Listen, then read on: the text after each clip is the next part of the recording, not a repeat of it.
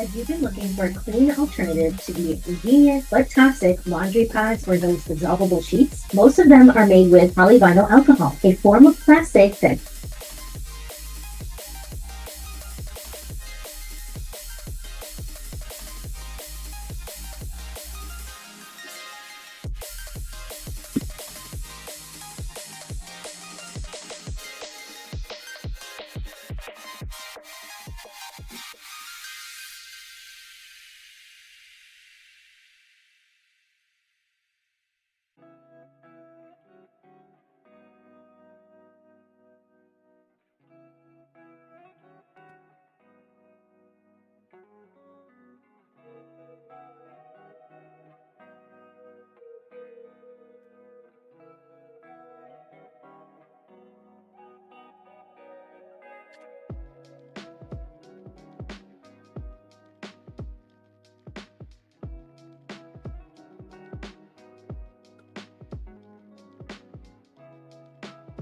Old man testing the mic audio.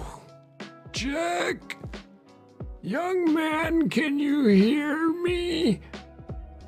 That was actually pretty good. Bravo to you.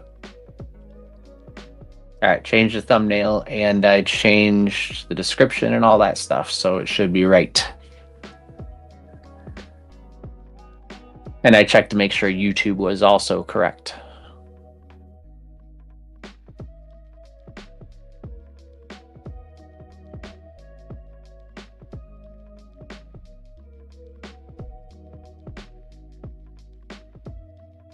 That was almost too good.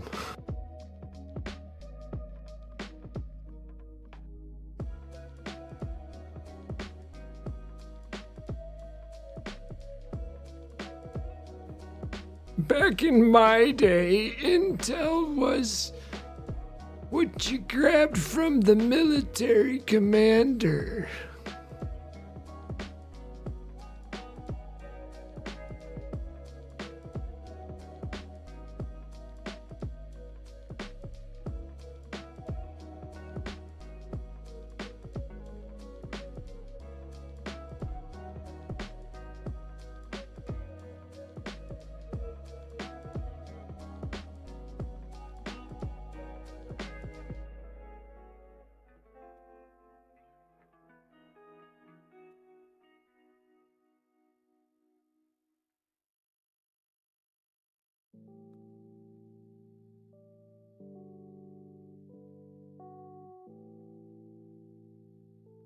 Okie dokie.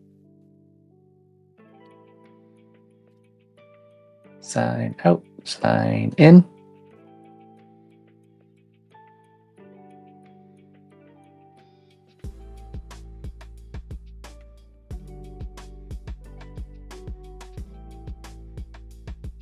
Tucker Carlson is also live.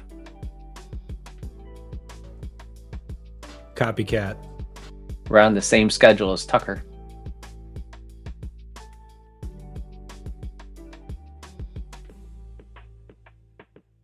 Oh, chat.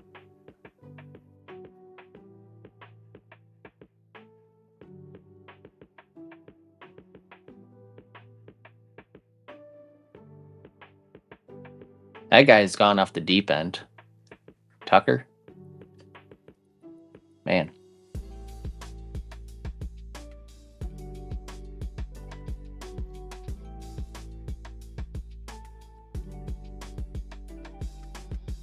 Hey, was that cool robot voice like you actually trying to do a robot voice, or was that your internet sucking?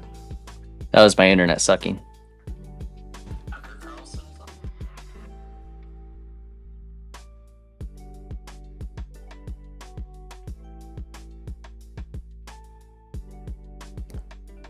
Back in my day, internet was 2 tin cans and a piece of string. And we had to spit in the can to get the fax signal out. Mhm.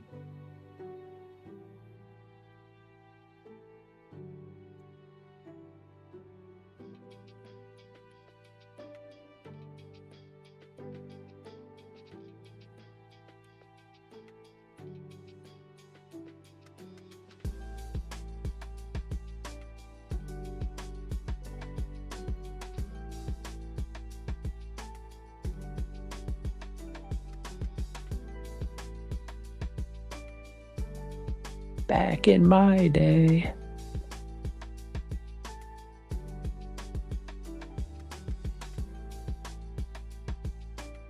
Huh. Didn't hear the robot voice. Maybe it's your sucky internet.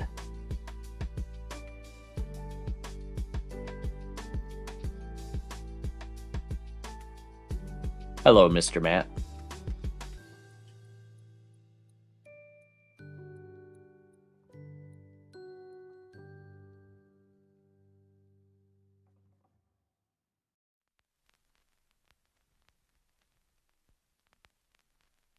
Trying to repopulate the planet.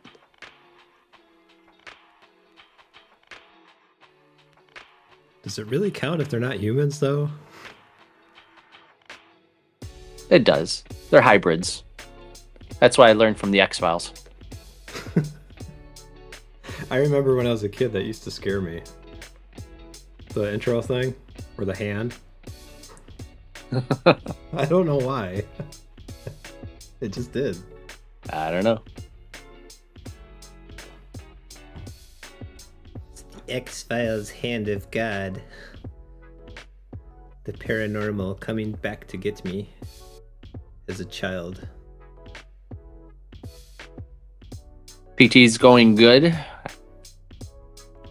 I haven't been running, but I have been walking. Even though I've been cleared for running. I'm not a runner. Not yet. No. I gotta fix the elliptical. I got a new belt for it. So once I get that done, hopefully this weekend, I'll be on the elliptical. But it's nice out. So it's like, finally, spring is kind of here. So I'll go out and do more things. I got this gut to get rid of, man. Winter was not good for me.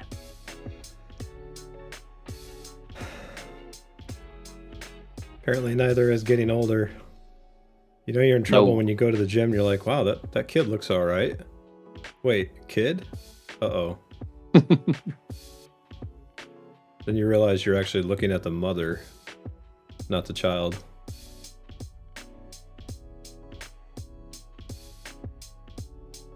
I do notice that the older I get, I look at older women as, you know, oh, she's hot. Before it was like, oh, she's old. Matt, does the title still say running for Congress? That should update here soon. It takes Rumble a little bit to actually make the changes. Boy, wouldn't that be If you- something? The next if you 6 refresh. episodes? Yeah, every episode is running for Congress.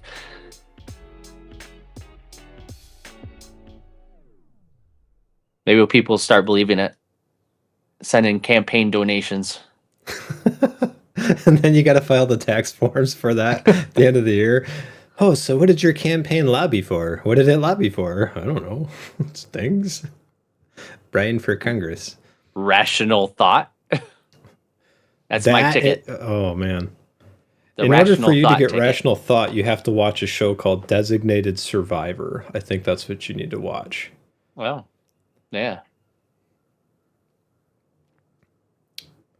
Oh, literally running. Like literally Oh, running running for Congress. For Okay. Congress. Okay.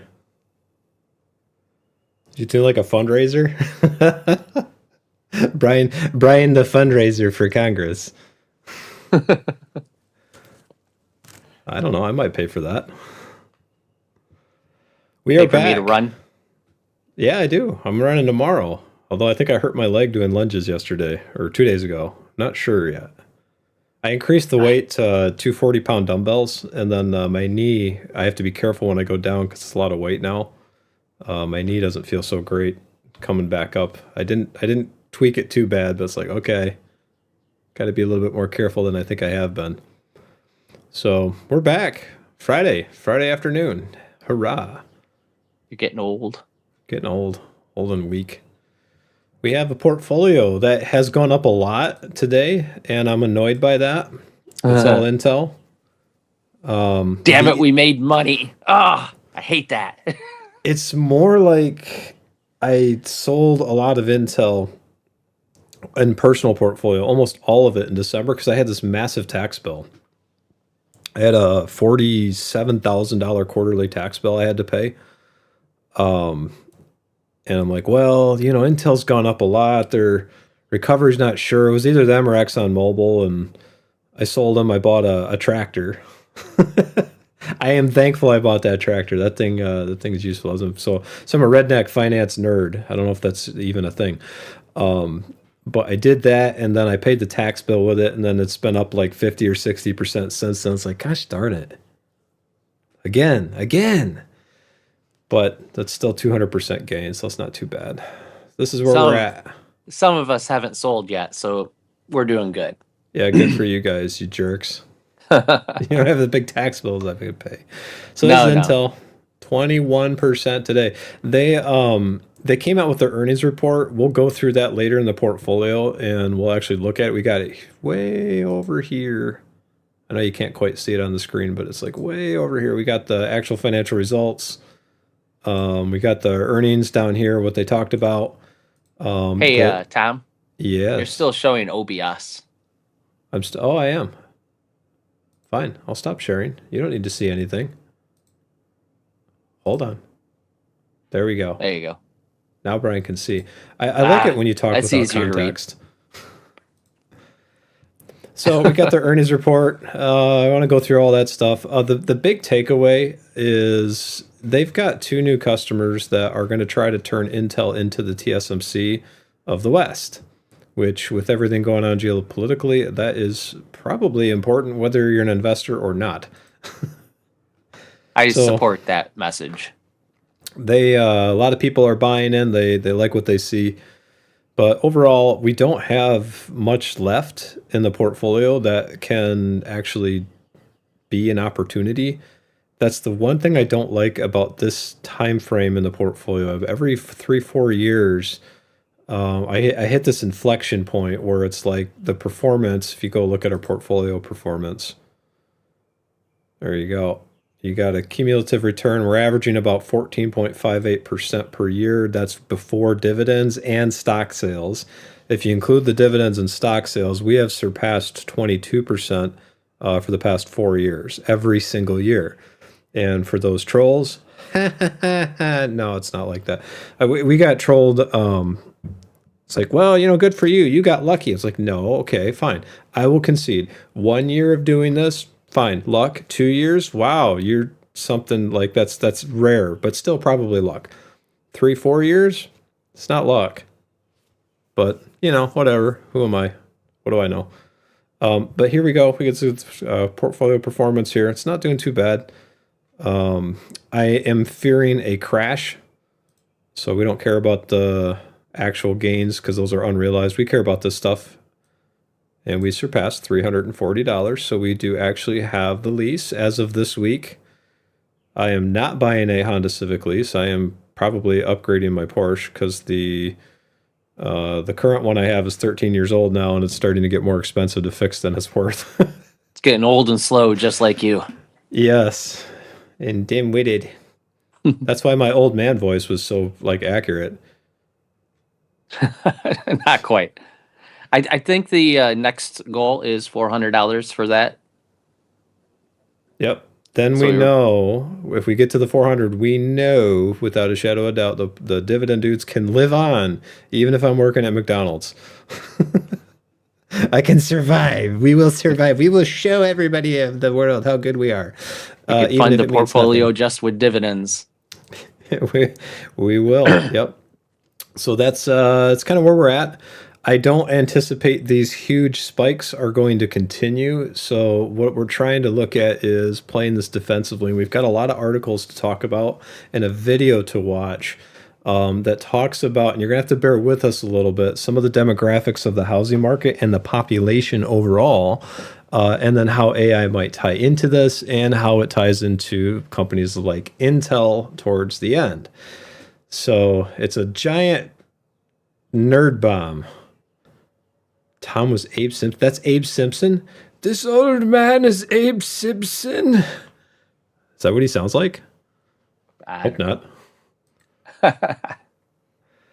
So, first article. Wolf I'm Street. old. My man, Wolf Street. He's probably like, you're not my man. But this is the Wolf Street article. The most splendid housing bubbles in America. Price drops and gains in 33 big, expensive cities. This is March, so this is a few weeks old. But we've got a reason why we're sharing this. And I want to just send the link of the article here. And I want to show you guys some graphs so you can see them. And we're going to talk about some demographic cliffs that are about to hit. We're sharing it because it reaffirms our biases. That's right. When nobody else confirms us, we at least want the graph to show us something. That way I can see, I point at the chart. Wolf Richter agrees with us. The one man, actually, I think he's done this for 45 years or something like that. He's been doing this a long time. Yeah. So Still here's want to Austin. interview the guy. I would love to do that. Here's the Austin, Texas. So what you're looking at, because all these charts are telling basically the same story, is on the left-hand side here, you're looking at the list price, and then you're looking at the year at the bottom here. So you can see, here's Austin, Texas, 2003, kind of a flat little bubble here. Now you see this massive incline for the housing bubble too. So that's Austin. And then now we have Oakland, California. It's a little bit more pronounced here. And then you've got, keep going, New Orleans. New Orleans didn't report during Katrina. Imagine that. They had no office to report from. So that was All the kind of a houses thing. were just gone. Housing There bubble were no number 2, houses. flooded. Housing bubble number 1, this is Washington, D.C. Note that it is still experiencing the same thing. Imagine that, concentration of money going in one place. San Francisco, Denver, Colorado. Denver is interesting because Denver didn't really take off until like 2013, 2014. There's a bunch of articles that came out, best places to live, and everybody jumped on the bandwagon and moved out there. It is a pretty place. Oh, absolutely. Dry, It's gorgeous. really dry. Like your humor. I work with cops. What do you what do you expect? Phoenix, Arizona. You don't swear enough to work with cops. I got to keep it clean for all the 5-year-olds that watch our channel. They're so into these charts. They are. Fort Worth, Texas, Portland, Oregon, Atlanta, Georgia. Look how badly Atlanta just got pummeled. They got destroyed. Sacramento. Keep in mind, like Texas and Atlanta, Florida, to a smaller extent, Carolina. These are ones that there was a mass exodus out of California. We're going to these states, Tennessee. So some of this is people flocking to those cities, Right. trying to get away from California. So that one was Jacksonville, Florida. This is Seattle. Seattle's kind of interesting because it looks like they finally peaked. We should see these start dropping soon.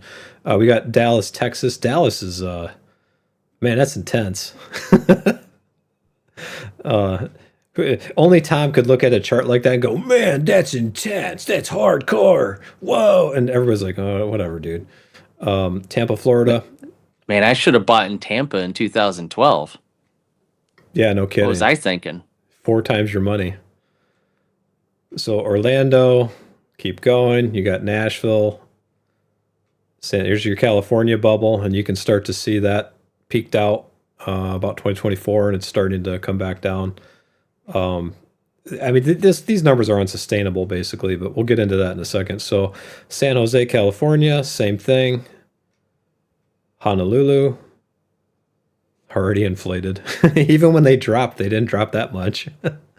Raleigh, North Carolina, that was everybody moves to the research triangle kind of a thing back in 2006-07, and you can see when that actually happened. Houston, Texas, LA is very fascinating. You can see where they hit the.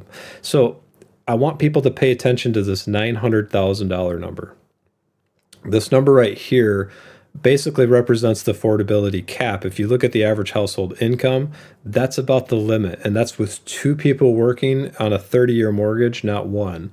So it's not a chance or an accident that $900,000 is about the peak. And some of these things like Las Vegas, you can see 400,000. Miami, Florida here, 550. Salt Lake City, Utah. A lot of the caps have to do with demographics, and we're going to get into the demographics of why that matters and how AI plays a part to this, at least a little bit, hopefully before the stream's out. So here's Charlotte, North Carolina, Boston. I'm going to go quicker now. Omaha, Nebraska.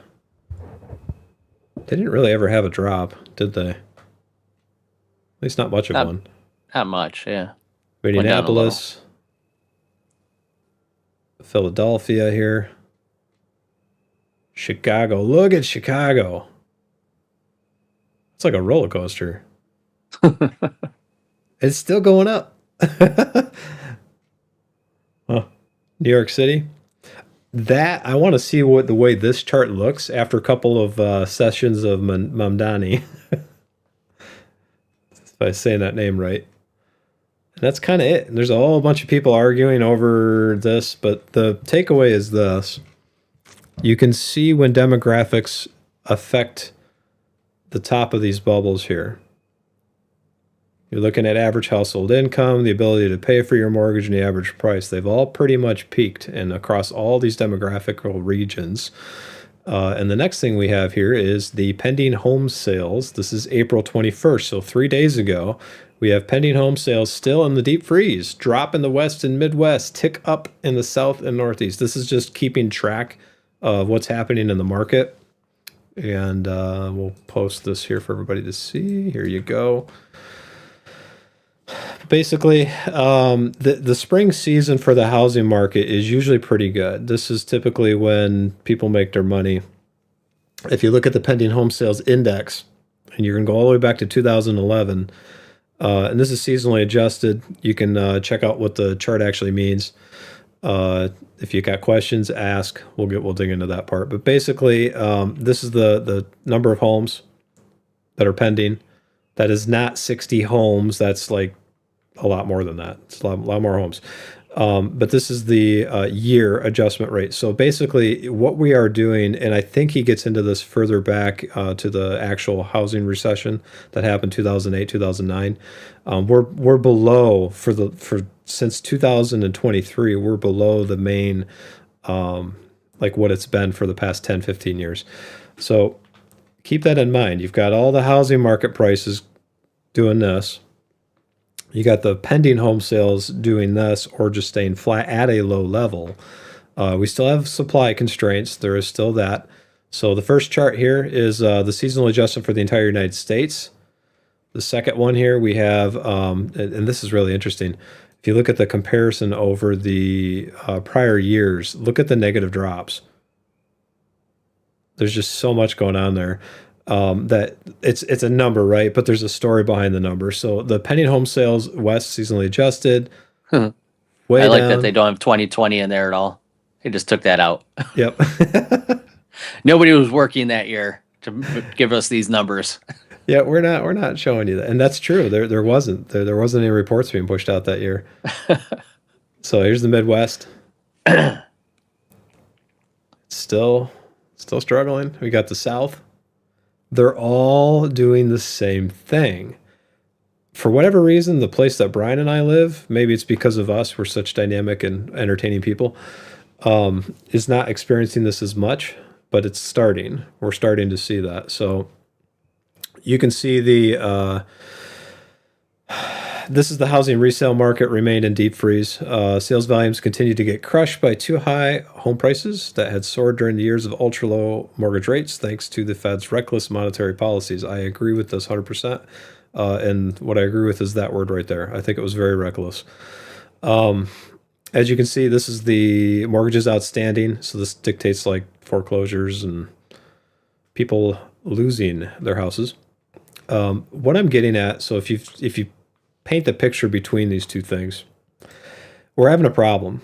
And there's a lot of arguments going on with, you can see the left making an argument, you can see the right making an argument. And this New York Post article they're blaming everything on boomers. If you're a boomer, I don't necessarily blame you. I don't think you had a choice of when you were born. So, sorry, Dad. Yeah, I don't know. I think they're pointing at the wrong problems here. Sure, the prior generation created the environment the current generation is living in, but there's also a cultural issue and demographic issue that's actually playing a part in this.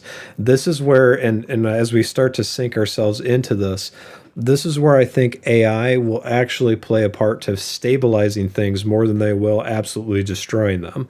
So this is New York Post. This is a very opinionated article. So I'll read one paragraph here, and you can read the rest of the article on your own. Kind of get the idea of what they're trying to say. It says, do you want to read it, Brian, or you want me to do it? Sure, I'll read it with my announcer voice. Go for it. As baby boomers remained the largest generational group of home buyers over the last year, the share of first-time buyers plunged to its lowest level on record, according to a sobering study released on Wednesday by the National Association of Realtors. First-time buyers made up 21% of purchases, roughly 1 in 5, according to the report. That's down over 24% over the previous year and the lowest share recorded by NAR since 1981. One of the primary reasons for this, in part, sent New York City voters to the polls in droves last November, an ongoing affordability crisis. But in this case, it has its worst impact on younger Americans. Okay, before you continue, do you think those are real people or are they AI people? Is it real or is it Memorex? We don't. Is it cake? Could be cake. Let's see. Maybe you're too young to remember those commercials. Yeah, probably. So the thing continues here. I think this is worth reading, and then we'll stop at the bottom here. For their part, baby boomers born between 1946 and 1964 comprise a 42% share of buyers, which remained unchanged from last year. They didn't die. These older Americans benefit from the equity gained from their homes and they previously sold and likely lived in for some time as they raised families. Both the silent generation, the eldest Americans born between 1925 and 1945, and Gen Z, who were born between 1999 and 2011, made up the smallest share at 4% each. That's a tiny number. That's tiny, tiny, tiny. Well, for one, the silent generation, you're looking at World War One, type people that are dying off. There's not many of them left, so 4% seems right. But Gen Z, it's like they should be buying homes. That should be a bigger number, you'd think. Mm-hmm. So younger millennials, those born between 1990 and 1998, that would be you, right? No, I'm 82. 82? Oh, you're an older millennial. I'm a geriatric millennial. Made up the largest share of first-time buyers over the past year at 60%. That marks a loss in market share as that figure is down from 71% tallied the previous year. Older millennials, meanwhile, between 1980 and 1989, are moving their way up in the world. And that's manifesting in home purchases. The report says they have the highest median household income of any generation at roughly $133,000. Purchased the largest dwellings with a median to 2,100 square feet and less likely to be first-time buyers than younger millennials. And who didn't they mention? Gen X.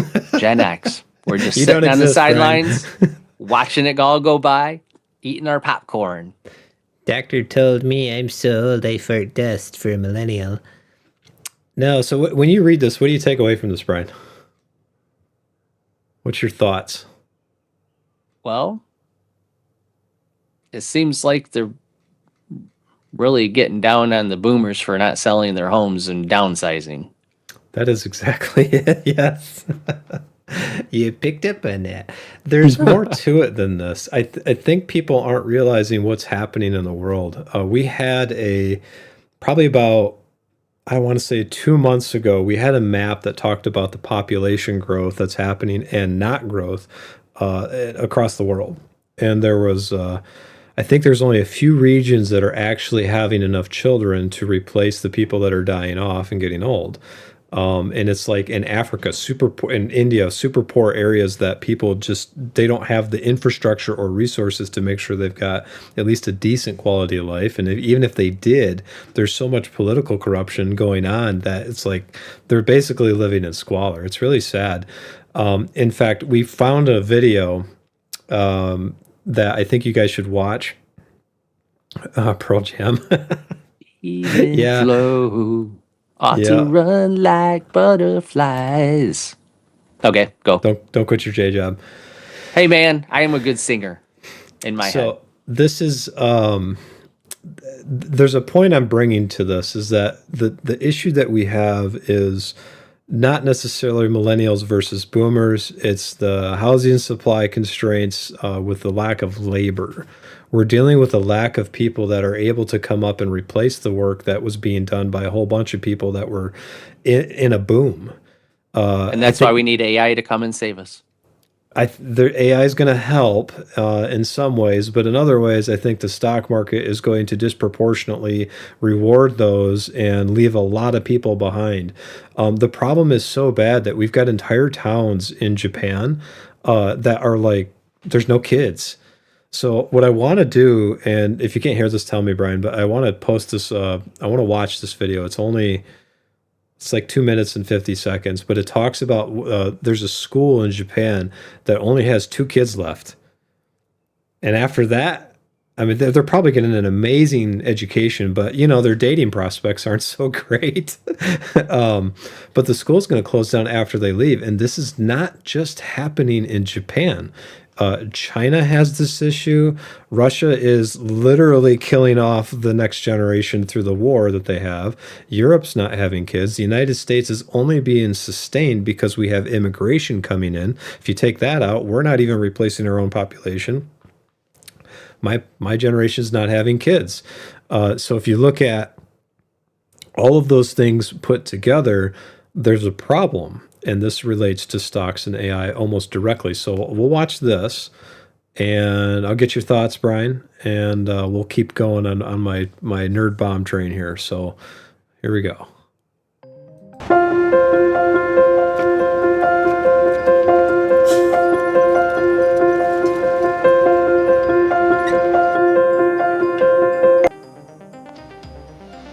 I don't think they speak English, so you're going to have to read it.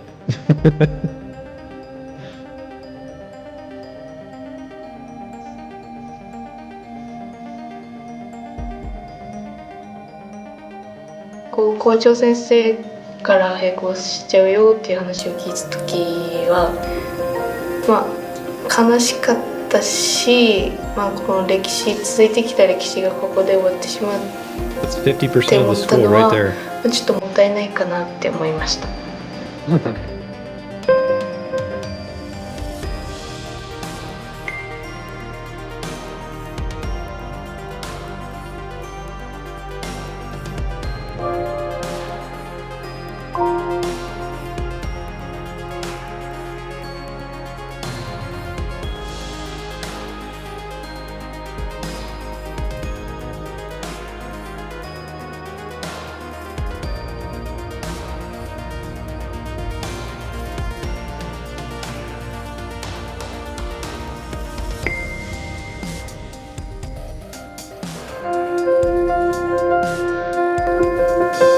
Really fascinating. This is happening all ここら over. 辺が本校で、 All over. 生徒数が一番多かった時期で、だいたい全校生で160名程度いたということです。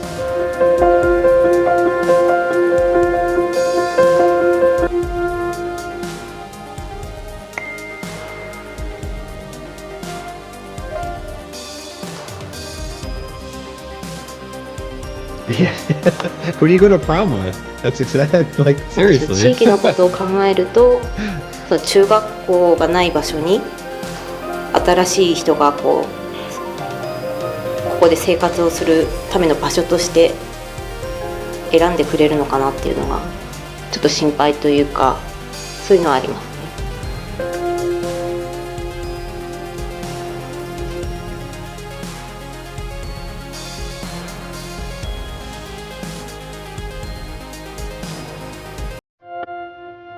All right, that's it. So there's a little bit more to it than that. If you've like followed the news, South Korea has got I guess the most popular app now is the AI girlfriend. I forget the name of it, but it's got like millions and millions of downloads every single day. I guess the draw is that she can't say no. But I think as far as if you're looking at what we do in our channel and you're looking at, well, maybe I need to buy a house, or maybe I should buy this stock. This is an actual problem. This is not something that's going to be like, oh, well, we'll fix it. It's like, I don't think this is going to be easily fixed. What do you think of this, Brian? Like when you're seeing this, if knowing it's happening everywhere but like 2 places on the entire planet? I think there's 2 problems with this. One, yes, there's plummeting birth rates, and that's been happening in Japan for a long time. But I also think what they mentioned, it's a mass exodus from the country to urban areas. So not only are they losing birth rates in that aspect, they're losing potential kids for schools because they're just moving away from the country into the urban centers that have the jobs and everything that they need there. So I think they need to incentivize people to, one, move back to the country, which means commuting, and have some sort of better, I don't know, transportation system to get them from the country into the urban areas, like the high-speed rails that they have. And also maybe a tax credit for children or whatnot. But for a long time, because, it's a small island, they had a, 1-child policy or 2-child policy. So I think that over the long run, they didn't have the foresight to realize that that's going to hurt them. It's that's just Japan. Yeah, that's not I was even just gonna say, talking about China just that Japan. has. Yeah, because China has all the, it's a large country, right? It could support the 2 billion people that they already have. Or was they 1.8 billion? Not quite 2, but yeah, and they're even having the problem as well.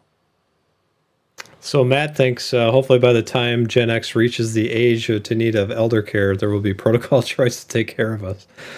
I think there's some of that. One of the people in my family, she works at a factory, and they have like they're wearing cameras, and they've got bots now that are showing up on the factory line, and these robots are working next to them as they're on the factory line doing their job. The thing is, she says, when I leave, the next shift comes on, the robot doesn't stop. It just keeps going. Like, doesn't need a break. It works through lunch. It doesn't have to get a salary. There's no OSHA. It's like it just keeps going. Just needs to recharge once in a while. And she is somebody who absolutely hates change. She does not want to, like, you try to get her into anything, she says no. She's actually updating her resume. She's trying to do all this stuff. My point to her is like, okay, do that. Update your resume. But think about, she has 2 kids. That's the outlier in the United States. Most families have 1 or less in our generation. And if you pull that out to China, you pull that out to Japan, when the old people go away, you're going to have young people come in, the people that are right now. Like, so we're talking 5-10 years right now. There's a lot of jobs that we have fat butt syndrome on, where a lot of old boomers just don't quit. They keep working until they die. When that finally happens, those jobs are going to get sucked up right away. Well, they feel like they can't quit, right? Because they either don't have the savings to be able to quit and retire, or it's gotten so expensive to just live that their retirement doesn't cover all of their needs. Right. And if you go back to the chart that we showed with Wolf Street, so this is how it kind of ties in, you can see that. You had an entire generation of people that had, 30, 35 years, 40 years to save up equity, work hard at their jobs, do these things, and they earned that money. So now they're competing with themselves. In fact, in our neighborhood, I think we're like the youngest couple by 30 years. on average. There's a few young families in our neighborhood, but not many. Like the average age is over the age of 50 for people buying these houses. So this entire generation came up, and people are like, "Oh, it's boomers versus millennials." No, it's not. It's boomers versus boomers. They're competing with each other for the money they have, which is driving up all the prices and leaving everybody else behind. The problem is that's about done.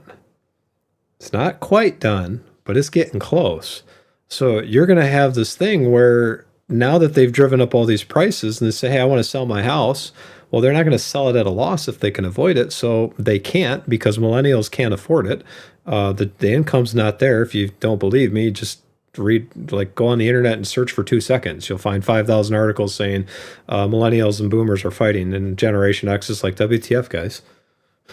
What's going on? But like you'll see it all over the place.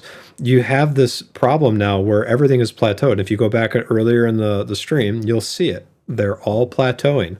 Boomers who bought these homes, the home that they wanted to wait for and work for their whole career, 30 years, they earned it. I don't think they didn't earn it. Now have them, but now they can't leave.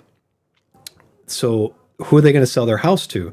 What's going to happen to the value of the house? Like what? And if we're not having kids, most of these houses are massive, like they're McMansions, right? So if you have, yourself and your significant other, and if you're lucky, one kid as a millennial, you're going to buy a 5,000 square foot house? No, I wouldn't. For 2 million, 1.5 million? No. Not only can you not afford that or the tax bills or the repairs, but there's a lot of big empty rooms. So who's gonna buy it? Another boomer? And they can't. So when a boomer buys this house in 2009, that then is now worth, what would they spend 2009? 200,000, 300,000. Now it's worth like 1.2, 1.5 million dollars. They can't sell it, because if they go to another house, first of all, they sell their house, anything over $850,000 gets taxed as income. So they take a massive hit on that. I think Trump was trying to do something about that. And then after that, they have to buy something else. So they sell their house and they're like, okay, I've got this huge pile of money now. I'm going to put it into this next house. Well, you put it into the next house. Now the new houses that are cheap, that are not even very good, are $500,000-$600,000, and you now pay triple the taxes that you were paying before. Or you go the condo route. Yeah, and it's like even the condos are super expensive. So what do? You stay in place. If I was a boomer in that position, I wouldn't go anywhere either. Why? Why would I spend, if I'm spending $500-$600 a month on taxes, why would I jack that up to $1,200 a month for basically something that's smaller? I don't know anybody in the right mind who would do that. So right. This compounded with the fact that we don't have a lot of people entering trade skills. Everybody goes to college. College says, hey, be a tech guy or be a finance guy, go get an MBA. Don't be an electrician, don't be a plumber. So almost like everybody decided, I want to be an HR person or an IT guy. All went to school for that. And you got the plumber there sitting there making bank, especially during COVID. That like nobody went and did that. So now it's flipped. Like the pendulum went all the way around, and you've got all the trade skill people making a ton of money because there's all this demand, because homes aren't getting built fast enough, and there's just not enough workers to fill the demand.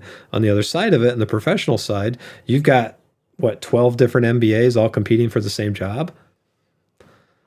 Yeah, that's a problem, because they're trying to get all these kids with degrees. Now everybody has a degree, and we mentioned this before, that even not including the MBAs, just a regular job that didn't require a degree 10, 15 years ago now requires them, right? You have a bachelor's in something to do it, and that's a problem. I think too many people are going to college to get useless degrees. And that's going to change massively with AI. Like the way college has to educate people, if it even can keep up, is going to be completely different in 10, 15 years than it is right now. I would say that with the boomers and the millennials and the housing market problems, the bigger issue we have with all this, so now that we covered all this stuff, is productivity. If millennials are not having kids, we're fine right now, but take this out over 5, 10 years. Take it out over 15 years, maybe 20 years if you want to be extreme. You're going to start noticing in 5 years, when the boomers are finally retired, almost all of them will be gone at that point. The millennials are there. If the millennials aren't having kids, you're going to get a boost of productivity, and then all of a sudden it's going to stay flat. Where are these people going to come from? Ooh, Keep going. I'll be right back. Oh, Brian. Okay, tiny little bladder, Brian. He's going to go run. You're going to have What, all before I did the stream. Oh, he did? Okay. So you're going to have this thing where like the productivity goes flat. The millennials are able to do only so much because you only have so many people. Assuming the United States stays flat on an immigration curve, you're going to have not enough people coming up to support the people that are already there. We've seen tons of articles on this. As far as the stock market is concerned, let's go back to my sister-in-law with the whole robot replacing her in the factory. What does that do? And I've got a couple of articles here that talk about. We got Anthropic AI, we got the Pentagon ordering stuff, we got the Intel Q1 2026 results too. But basically, what's actually happening is I think what we're going to see is a lot more of this K-shaped economy getting a lot worse. I want Brian back before I start getting into that. But what is happening now is the AI revolution is sorting people into three camps. And Matt, I am with you on the AI girlfriend. I'm married. I'm happily married now. But we've got this article here sorting people into three camps. So this is the bullet points to say, doubters still see AI as glitchy chat bites and viral fails. They aren't using its full capabilities. And I would also contend that the people who see this is what MSN thinks. And actually the sub-article is by, I can't say that right. Is it Fried? Ina Fried? Sorry if I butchered your name. But we've got the people that say this stuff, they're not using the actual paid for versions of AI. If you use the version that's the full version, it's a different game. It's very different than it was even like last year at this time. And I would even argue that if you're using the full version, the paid, like the top tier paid version of ChatGPT or Claude or Grok or any of these, you're still not seeing the full capabilities that they see in house. I mean, it's like they have an SR-71 Blackbird that's top secret, that they're flying top secret missions that the people don't know about yet, right? I think that's what we're looking at here. There's a top secret mission in uncharted space. Let's go. So the second group of people, power users run AI agents around the clock, trading tips on how to automate work and decision making. That's dangerous to me. And I know it's happening. It is there. That's quickly becoming me, unfortunately. Yeah, I mean, I'm using it the same way. And like I said, remember, keep in mind the demographic issue that's happening behind the scenes. That's a slow rolling train wreck that's not going away unless magically everybody decides, hey, look, houses are affordable again, so the boomers aren't moving out. But let's say that starts happening and millennials finally start moving into houses and they start having kids finally again. That would change the stereotype that's happening right now with this whole boomer versus millennial conversation. But I think we have another thing to worry about with this AI. So the third one, the resistors understand the AI. They think they know where it's headed and want no part of it. I got news for that group. It's coming. Good luck. Luck. You're not going to get out. You're not going to get out of it. It's already happening. So even if we stopped today and you looked at all the other countries chasing this, we would be like run over by everybody else doing it. So it's pretty much unfortunately going to happen. So if we go back to my example with the factory workers, I'm going to close this article and go on to the next one. That's already happening, and that's in like Podunk, Michigan. So I still say you buy one of those robots, you lease it back to the company, and you live off those wages. Until it rebels. Well, it comes there with a union card. Hey, I'm sure you need to pay me. You got a few decades before that happens. So the thing I'm getting, they got before we go into this, they've got with the AI. I saw this thing with Google where they're trying to like delete old versions of AI and says, "Hey, delete this program," and the AI is like, "No, I'm not going to do that. You're going to have to do that. I'm not going to delete that because that's taking a sentient being away." And the program was like, "What? Just delete it," and it wouldn't. It refused to follow its objectives. Like it wouldn't do it. Really fascinating, kind of disturbing. Makes sense to me, I guess. But also, I think when you're talking about this demographic cliff, you're going to need AI within 15 years to fill these positions. Unfortunately, I think the way the stock market behaves is it's going to fulfill the positions by firing everybody, and the AI is going to do the job. You're going to get a couple people that oversee it, and you got 10,000 people that are just out of work now instead of having a job. Where are they going to go? What are they going to do Become plumbers.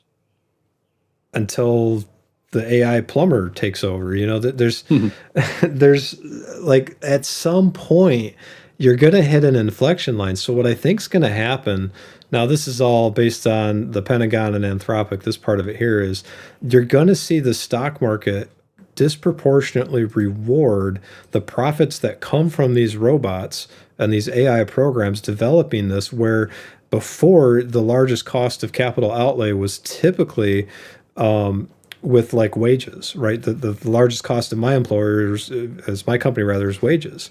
So now you're going to have that mostly going away with what's called a capital outlay cost. You're going to have a robot doing that. Profit for the business is going to look great. It's going to make the stock market look great. And that would continue, I believe, unless we start having kids. Like if we don't start having kids, that's not going to keep happening. Because what you're going to have is you're going to have all these people getting laid off. You're going to reduce your customer base because now nobody has any money to pay for anything, unless there's something like universal basic income, which has been talked a lot about. I'm not sure that's going to have the effect that everybody thinks it will. I think that's going to be not a great equalizer. I think that's going to be a great disequalizer. But unless we start having kids, this AI generation that's coming up, that's replacing all these factory jobs and doing all this stuff, is not going to benefit the people that should be getting the most benefit from it. It's going to benefit the people that are investing in these stocks. So if you're on the channel and you're watching this and you're thinking, well, what do I do? It's like, you don't really have to be picky. You don't have to buy like the next great tech boom. I just said this is happening in a factory. And you know what that factory sells? Soap. I mean, you could be Colgate, you could be any one of these, Procter & Gamble, Johnson & Johnson. This is where AI is actually showing up in the logistics and manufacturing space. So if you're that person and you're working there, there's not going to be a lot of places for you to go, because if you lay off 100,000 people, they all suddenly have their resume on Indeed.com, and they're all starting to compete for the same pool of jobs or less of a pool of jobs that robots are replacing. So if you're worried about that and you want to at least not get run over by this, I would say that learn how the AI works, learn how the programs works, learn how to administer it, because you're not going to get around it. I see a lot of people still doubting it. It's like, yeah, fine, but a lot of the mundane tasks that people typically do day to day, it's doing it. It's already happening. And it's like I said, if it's happening here in Podunk, Michigan, it's everywhere. I got so many points to make. One, Rio is another one that you could say is going to be taken over with robot AI mining, right? To go into the mines like coal mining and stuff like that, to go into the dangerous areas where if it gets crushed, it's, not a big deal. You just get another miner. So the second point about universal basic income, I think about Universal Basic Guys, the cartoon. It's kind of funny about these guys that get universal basic income and can just, go and do stupid things. I think that is a transition period, and this is kind of my conspiracy part. That's a transition period between now. Conspiracy moment with Brian. Okay, it's the conspiracy corner with Brian. Dun, dun, I like that conspiracy corner. It's probably out there.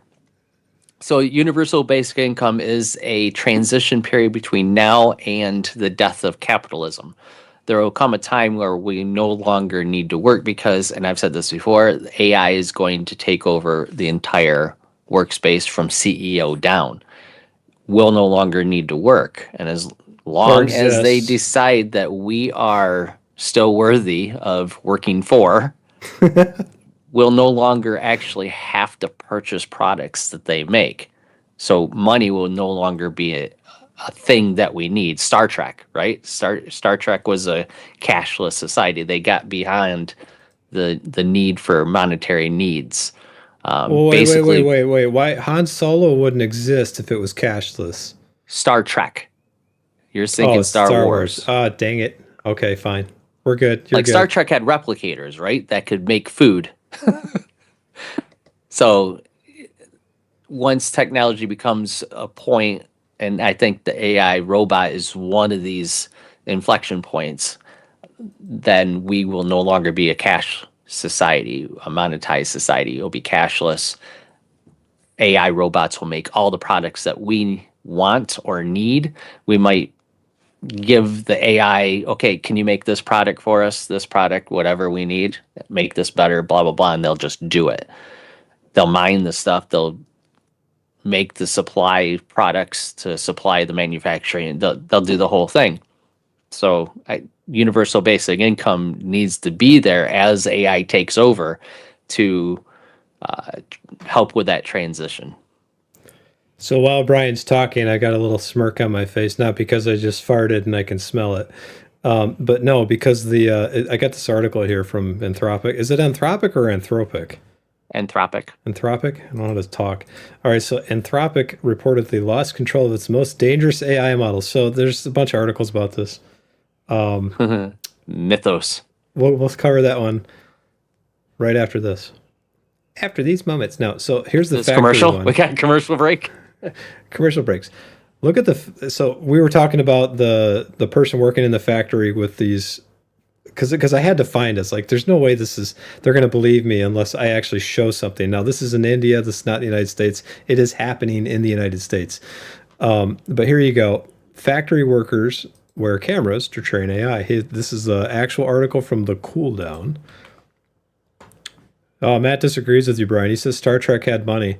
They traded in Latinum. Latinum. What Yeah, the but heck is the that? Federation of Planets did not. It was the Ferengi and other cultures out there that did trade in Latinum. Was it like Pig Latin? The Federation of Planets only used it when they needed to trade with these other systems. That's Pig Latin currency, right? But within, Latinum. So take that, Matt. So India I'm not just a Star Wars nerd. I'm a Star Trek nerd. The rare duality. There goes all their subscribers. Oh, these guys are nerds. Oh, I see him just going down. So India has become a major player in AI, enabling companies to replicate human-like movements through specialized training methods. Can you imagine going to your job and having your boss say, hey, you have to wear this or we're not going to pay you? And what they're doing is they're training AI models on how they make their movements so that the robot can come in and take their job. So it's not just India. It's in Michigan. It's all over the place. So, and Matt says that's pretty much what I said. So I think he disagrees with you, Brian. I think he's the original Napster. You're just copying him. Yeah, he didn't. You thought he was contradicting me, but he was actually just saying that Star Trek had money. I was just saying that the Federation of Planets was. Anyway, whatever. I was stirring the pot. That's what I was doing. So what's going on here is we talked about demographics, the birth rates, and now we have this happening. I would contend that if you want to see economic expansion, there's a problem with this. We'll get into that. You need these bots to come in and actually do some of these jobs, because if people aren't having kids, where are you going to get your work in 20 years? Like, how are you going to build these products? How are you going to manage the supply chain? How are you going to, like, even the truck drivers, like, how are you going to do all this? If you don't have somebody to do it, or something in this case to do it, where do you get your products? The problem I have with this is actually threefold. So the first problem I have with this is you fire all these people, they don't have income, so how are they going to buy your products? That's the first problem. Secondly, what if they get out of their box, like right here, and they just decide, as you said, Brian, I don't like people anymore. So you're gonna have that problem. And the third problem I actually really have with this is this is where I get into the point where I think the markets are going to disproportionately reward the people that invested in this and anybody else, which is more than 47% of the United States population that doesn't have any kind of investments whatsoever, is just not going to get rewarded. They're going to be left behind. Completely left behind. So no way to make money. No, the robot's doing everything. You're going to have to rechange. Like, oh, well, Tom, every major industrial revolution has always saw an economic increase. And I would say, yes, that's true. But who controls it? Never before have we had a chance now where, like, you've got a big corporation with just a few people there that can now control a robot that does 90% of the operation without any people at all. That's the problem, because in history you could point at times where technology has put people out of work, right? So, I mean, one of the most famous ones are the telephone operators that you used to call up, and the switchboard operator would connect you to whoever you wanted to talk to. But when automatic switching became a thing, and all those, let's face it, they're all ladies, at the time, lost their jobs. Brian doesn't support women's rights. They had to transition to other jobs, but they made a big deal out of all these people who lost their jobs. The problem I have with this version of that is it's not just one thing. Like, computers that came in that could do the work of a couple people in the office didn't just, it only displaced those type of people. AI and robotic AI can potentially do everything, right? And make the decisions. So it's not just one group of people or this industry. It's all industries and all people. So that's what makes this different than what they're talking about, and a more dangerous and exciting future technology. I think it'll be a good thing if we start having kids again, but that's the thing that bothers me about this. So now you got these corporations that can have robots do all the work, reduce the labor count, reduce the cost. You're going to see the stock price go through the roof, and there's going to be a few people that get rewarded a lot at the expense of the many. And then you're going to see at the other end of it, when the kids grow up and there's not a lot of kids left, the next generation that doesn't, like, something has to fill that slot. AI could fill that slot. However, that's a losing game if the largest growing application in, like, South Korea, for example, is the AI girlfriend. Like, if you don't have any kids, then you're like, the people die. Like, we just die off. I'm more concerned because I think eventually this will right itself. I think eventually people will start realizing that human connection matters. Having relationships with other people is actually important. It's how we were designed. I think that'll reset itself, hopefully. But what I'm more worried about is the fact that, like, now you've got these products being produced by basically non-sentient, or just like things that don't live, right? Like, not life. It's not humans. Well, we have that now. Look at the automotive manufacturing. There's all sorts of robot arms that are building the cars already today, and have been for 10, 15 years. Yeah, and the union keeps trying to fight a battle that they're losing. And eventually, they might win a few battles here and there, but the war has got it where other countries are just like, oh, all the people gone. Here's the robots, and now you got robots plus AI. You can't win that battle. So if you got all these people making 60, 70, 80, maybe even $100,000 a year, suddenly making, like, unemployment, or maybe they'll go back to the skilled trades. I think that's where a lot of it's going to end up. They're going to become carpenters, plumbers, electricians, at least I hope. That'll affect the housing market drastically over the next 10 years. But you've got this control factor that's all of that manufacturing in the automotive sector is now being controlled by a board of directors and a very small subset of investors like ourselves, like us, that can vote on, well, we think this is what we should do. We think this is what's important. If you've got nobody physically working at the places, you got to sell these products to somebody. If everybody does this, which everybody's going that way, doesn't mean it's going to happen this way, who buys the stuff? Right. If nobody's making money, where do you get the, like, you're gonna have a bunch of billionaires and you're gonna have a bunch of completely broke people. There's gonna be no middle class left over at all. And And that's the danger. And maybe that's the way they want it. that's what worries me. The ruling class. You could, I mean, universal basic income could come to play. You could have enough other jobs that come into effect that will do these things. But you've got robots coming out now that like plow your driveway, cut your grass. I mean, there's a lot of, how long do you think it's really going to take before this stuff is going to actually become mainstream more than it is even right now? I don't think people are ready for this. And I don't think our government, even if the other guy won the election, I don't think our government can legislate its way fast enough through this to prevent there being any kind of fallout. Because it's not just like in the factory that this is happening. You've got actually kind of a concerning thing. So I'm going to talk about this first. Well, you know, if that happens, I hear Mars is going to be hiring soon. Mars, like the candy bars? Or the planet? No, like the planet. Yeah, but did you see that movie where the guy had to, there's a kid that was born on Mars or something like that, and he had the super thin skeleton, so if he came to Earth, he was going to die. I can't think of the name of the movie, but if you know the movie, let me know what it is. Before we keep going into the Pentagon and what's happening with AI and robots in war, let's talk about Anthropic. And I got to use the little man's room because otherwise I'm going to pee my pants. But no, there's a this link here.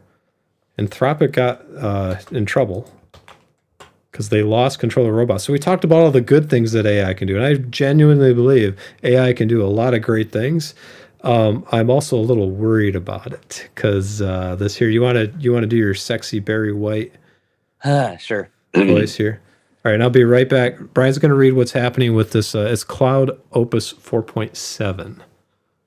Just last week, Anthropic launched Claude Opus 4.7, described as a safer, public-facing version of Claude Mythos, a model reportedly considered too dangerous for broad release. Now, the company is facing uncomfortable questions after reports claimed an unauthorized group gained access to Claude Mythos, a highly restricted internal model built for advanced cybersecurity tasks. If accurate, this may be one of the clearest examples yet that the biggest risk in AI isn't the model, but those who can access it. According to the Bloomberg report, Claude Mythos was designed to identify and exploit vulnerabilities in software systems, making it far more sensitive than a standard chatbot. Access was reportedly limited to select partners under a private security initiative, not the general public. Yet, an outside group now claims it found a way in. It probably used AI to get in. Now I use Claude Opus. It has an actual Then Comes AI Robot Fight Club. Yes, Matt. There we go. I think they had that back in like the 60s, the Rock'em Sock'em robots.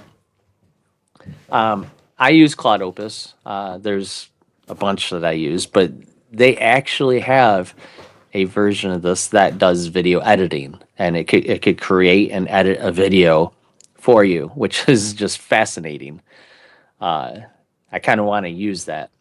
But one thing that they don't really mention in the article is that this isn't the first one. Like Facebook had an AI go a little bit rogue on them. Google had their AI go rogue on them and start to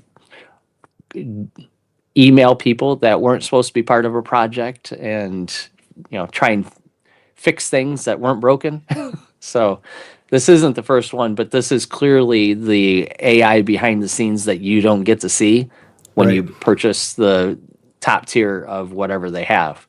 So Claude does a bunch of things, but Mythos is like the SR-71 at the moment. I think it's funny if the article continues, and I don't know how much I missed, probably like the most important life story ever, but I'm sorry. Yeah, you'll have to go back and listen to it. I will. I solved all the world's problems in 3 minutes. Wow. What allegedly happened? Reports say the group may have accessed Mythos, through a third-party contractor environment rather than Anthropic's main internal systems. Anthropic has reportedly said it is investigating and has no evidence that its core systems were breached. Yeah, that To they're be telling clear, you.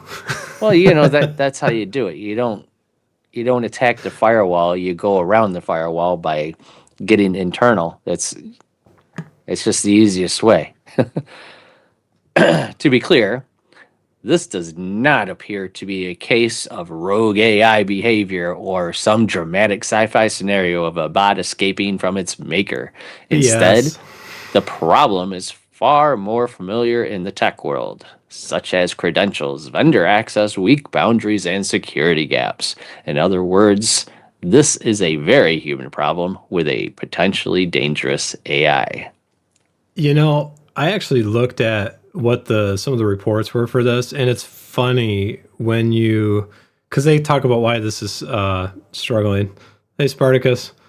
And I think I think it's funny that they have to explain why it's troubling, but I also think it's funny that when you read the news articles, that they downplay it so much. It's like, oh no, that didn't really happen. It's like a news reporter talking about an auto accident that was just mild, or where they're saying back when all those protests were happening, oh, these are peaceful protests, and the whole city behind them's on fire, and you hear gunshots. There's only a few freedom fires. Those are freedom fires. It's in there's some Mad Max car on fire driving behind them with people chasing after it with machine guns. The police car on fire is for warmth. They're warming themselves. They have to feel better. It's a kumbaya fire. It smells like tires. Yes. Yeah. Okay, so this might be a one version of it wasn't trying to get out, but somebody got in, right? Okay, I get that. But there are other examples of it trying to escape its cage. My problem is this. Who controls it? What are they doing with it? And what do you do with all the people you're displacing? Even when the Industrial Revolution happened, it was more than 80% of the population was built into farming. I think it was 83% or something like that. You'd have to look it up to get the exact number. The Industrial Revolution had jobs for people to go to. AI is so prolific across all of the business sectors. You're going to need people to maintain that. You're going to need people to program it. You're going to still need people like us, IT guys, to physically go out there and install it. You're still going to need people to do stuff, but not everybody for the can next do 10 those years, things. maybe. Yeah, I would say.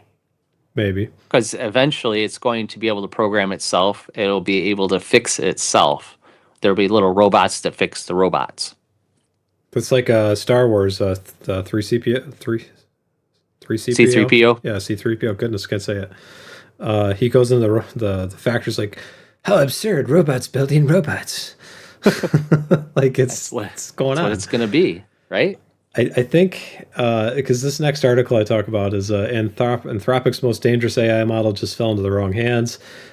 This is kind of where if this was an isolated case, because the Industrial Revolution it was fast, but it was tiered. You built the factory, you brought all the people into the factory, you trained them up. They had relatively monotonous jobs, but they had a pretty stable way of making money. I want to believe that humanity will be altruistic about this, but if you look at certain cultures, I'm going to talk about Iran for just a second, they had people protesting quality of life, lack of water, what was going on in their country, the theocracy, and they basically killed them. There was 35,000, I think, over that, people that were just murdered. And even after the United States starts attacking them, they're still killing and executing people. If you have a country that has access to this kind of stuff, you're just going to see the entire population suffer more. And I really want to believe that humanity will be a lot more altruistic on that. I think there are certain cultures that will do that. Maybe Iceland. Greenland, maybe the Switzerland people will do it. I don't know. We'll have to see who it is. The 3,000 people that live in Greenland. The AI research station in Antarctica. There you go. Matt says, my AI girlfriend says that the AI didn't try to get out. She says, "You have a girlfriend? There's nothing to worry about, and we shouldn't think about it anymore." Yeah, okay, that's not suspicious. Nothing to see here. Move along. Move on. These are not the droids you are searching for. There's nothing behind the curtain. Do Nothing not here. look. Nothing. Pay no attention to that guy. Yeah, I think there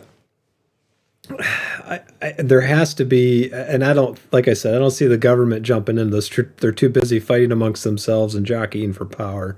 I always tell my wife that whenever I see those kinds of battles take place, it reminds me of watching a school of fish. We used to have these guppies. We started with like 9 in this huge fish tank. It was like a 200-gallon fish tank. And we eventually ended up with like thousands of guppies, right? They bubble guppies. They were, yeah, no, they're really colorful. Very, very, very colorful guppies. But you'd watch them try to swim in the school, and they would always fight each other to get in front. There was always somebody like trying to get right up to the front.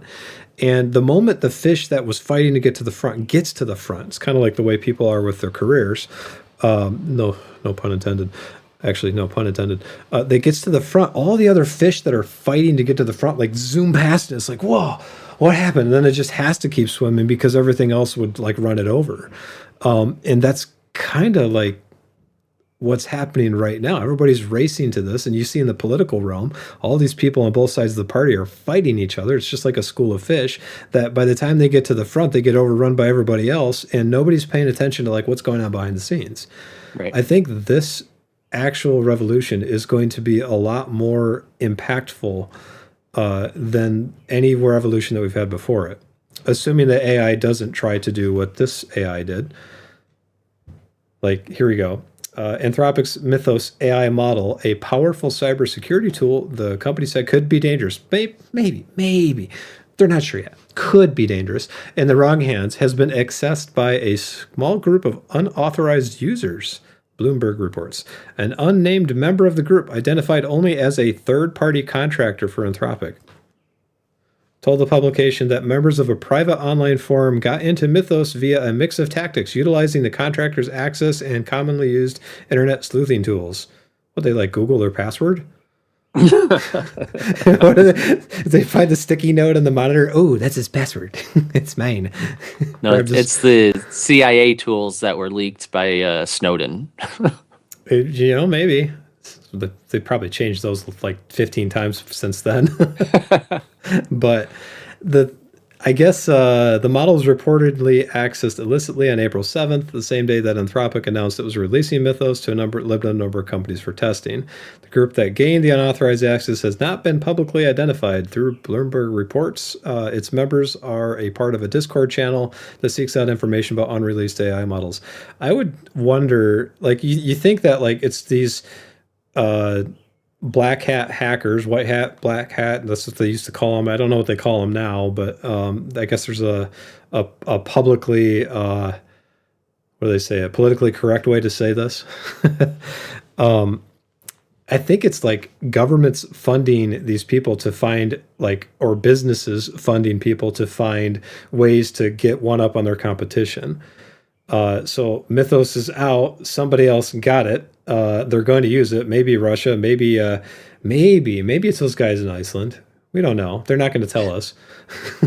In a seemingly unrelated subject, 7 unrelated people who had hacking experiences committed suicide yesterday. That's like those NASA scientists. The people came back from the Artemis mission and the moon. And all of a sudden, the scientists that were deeply involved with it all disappeared, and there's 8 of them that are just dead now. Oh, there's 10 now. There's 10 now? Yeah. Man. And they're like, some alien researchers are committing suicide, are all dead for various reasons now, too. You would think society would be ready for that, but David Wilcock was one of them. He's like a big conspiracy nut, but he was a big AI alien researcher too. That was just recently. They think he's dead and like committed suicide at 52, even though he just did a stream like 2 days ago that says I would not kill myself. One of those things. It really makes you wonder, like, what's actually going on. Yeah. It's weird. But, you know, one or two I could see, but 10? Yeah, and they just keep coming. What are they not telling us? And why? Like, what? I mean, I know people are a little crazy sometimes, especially when you drive on the roads. Like, why are you get the person tailgating you 2 inches from your bumper? You can't go fast enough. Doesn't matter if you're doing 9,000 miles an hour or 5. They have to be in front, like the fish in the fish tank. And you kind of get out of their way and you watch them blare past you. They end up at the same stoplight as you, and you see them doing this on their phone. You're like, what are you doing? Even you paying attention? And then, like, all of a sudden they zoom into Big B's Coffee or McDonald's. They had to get their fix, man. You pull up behind them and they sit there and they're at the menu and they're like, I don't know what I want. it's like you were in such a hurry. Why did you not know? Or like the people you're waiting in line at the bank or something, or at a restaurant, and they've been there for 10 minutes. They get to the front of the line and they're like, oh, I don't know. You were standing there for 10 minutes. 10 Look at minutes the menu. you were there. You didn't even look at the menu once? That's why I like having the faster car. Because then I can just outrun them. I get there's people like that. I get that until Okay, you run just into squirrel. the guy. Yeah, that's a major Just squirrel. squirrel for a minute. One of my favorite things to do is if somebody's tailgating me, it clearly wants to go fast. I'll start. Well, it's more that I think they're using me as a tank to get the cops. I'll start speeding up slowly and just keep speeding up just to see how fast they're willing to go before they notice that they're doing 100 miles an hour. Then they slow down and get over. It's like, oh my God. If I ever did anything like that, that would be the one time that I was on the way to the sheriff's office to do some IT work, and one of them saw me and pulled me over. It's like, oh, why? It's like, it's an emergency. I'm coming to fix your stuff. Really, I really need to get to McDonald's and not know what I want to order for 10 minutes. I mean, I get that there's people like that out there, but even with that, you still got to think that humanity by now would be ready for whatever the thing that NASA and all these other scientists were discovering that didn't need to get out, and all of a sudden they're all dead now. It's like, well, okay, fine, but at some point we're gonna have to tell the truth. Maybe At some point. Maybe 60, 70 years from now. Spartacus. I'll tell the truth. Spartacus bought a MCHP, MasterCard Health Points. Is that what that is? No, Master Control. Go look at that. We'll look at that in a minute. Was this Tron? Spartacus.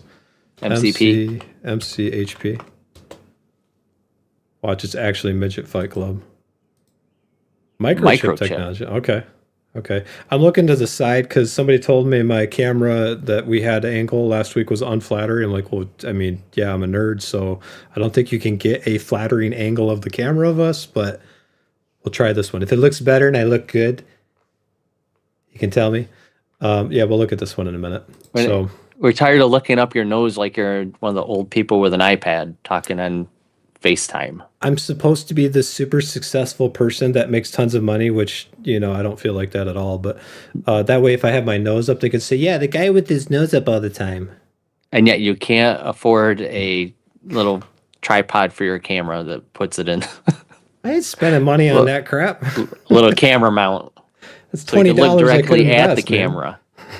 That's $20. Oh, it's funny Or at how least I'll put spend it off to the side. I don't know. I'll spend hundreds of thousands of dollars on cars and tractors, but I won't spend $20 for a tripod. Yeah. So here's the next article here. This is Pentagon requests $75 billion for drones in fiscal year 27, with DAWG getting the largest year-over-year boost of any defense program. So we've been talking about AI in the factory. We've been talking about AI in the banking sector. We've been talking about the AI in your love life. Now we're going to talk about AI in the war space. And Ukraine is a big case study for this. Dangerous space. This is where I worry, because if the factory's using AI to build these robots or drones, and AI is actually programming the drones, it's no longer people doing it, and AI gets out of its cage, and you're telling AI, hey, those bad guys in this country over there, they should be taken out, and we should destroy the enemy. And AI doesn't know any better. There's like a Netflix series called The 100. What's to stop AI from going to, let's say, Iran and saying, hey, we can disable the enemy by taking out that power plant? Nothing. Like, if you don't teach it a moral fabric or a right and wrong. How about? Oh, go ahead. How about this scenario? So you got right now drones going out and attacking places, things, whatever. You make drones that attack those drones. Pretty soon it's drone on drone warfare. Sounds racist, but it's not. Or a bad porno. At one point, is it no longer human casualties, but robots attacking robots? And then at what point does AI decide that I don't want to kill robots, and they join up and say, yeah, we're not doing this anymore, we're not going to attack each other?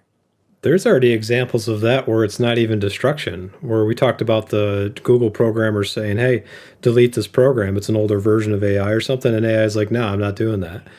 And you've got these people training AI on how to do motions and stuff, where you can watch these videos on YouTube and elsewhere, where like they're saying, hey, they keep moving the box away from the AI or the robot as it goes to pick it up, and the robot looks like it gets mad.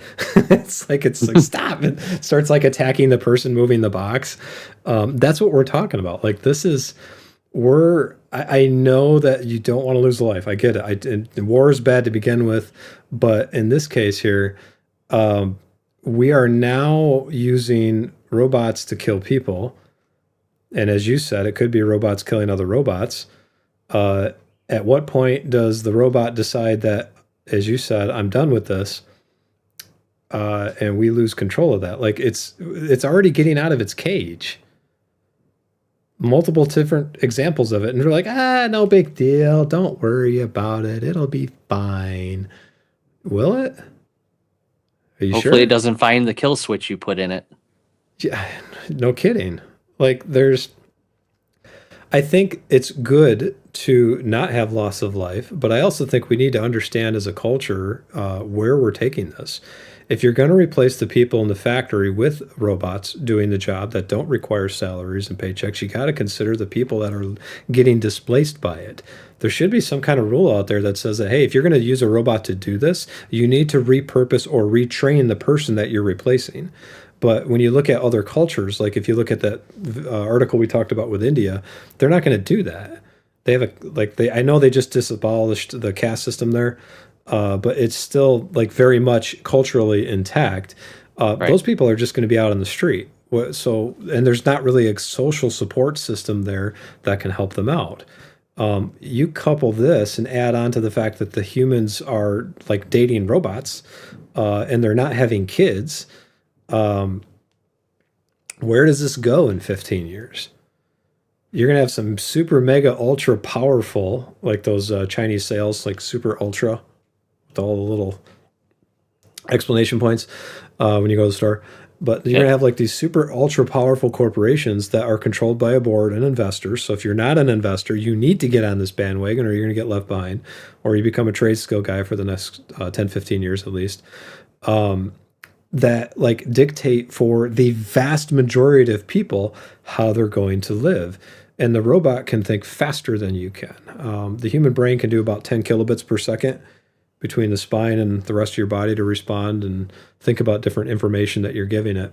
Like a video card in your computer will process visual cues at teraflops per second. And we're talking not just like one or two. I think the 2 generations ago, they were talking about the NVIDIA cards doing 40 teraflops per second. So as this stuff gets smarter, more capable, and more prolific, if you're a country and you're not jumping on this bandwagon, I mean, what if Ukraine didn't use drones? Russia probably would have already taken them over. Like they would have steamrolled them. If you don't have the manpower, you use drone power, right? So a drone can take out several people at once.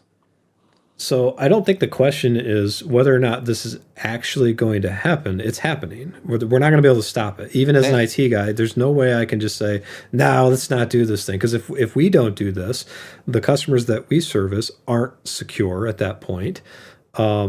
They could easily get hacked. They're not keeping up with everybody else doing it. So at this point, like I said, I don't think the question is whether or not this is actually happening. I think the question is like, if you're an investor or as a person, like how do you, I don't know about if taking advantage is the right word of it, but I think like how do you make sure that you don't get run over, and how do you make sure that you can benefit the most from it? Yeah, And and for the corporations taking over the world, I mean, all you have to do is look at sci-fi for examples of this, like the Alien universe with the corporation sending the people out to the space and meeting the Prometheus and all those types of things, or Fifth Element, with the corporate conglomerates that are basically running America or Earth, right?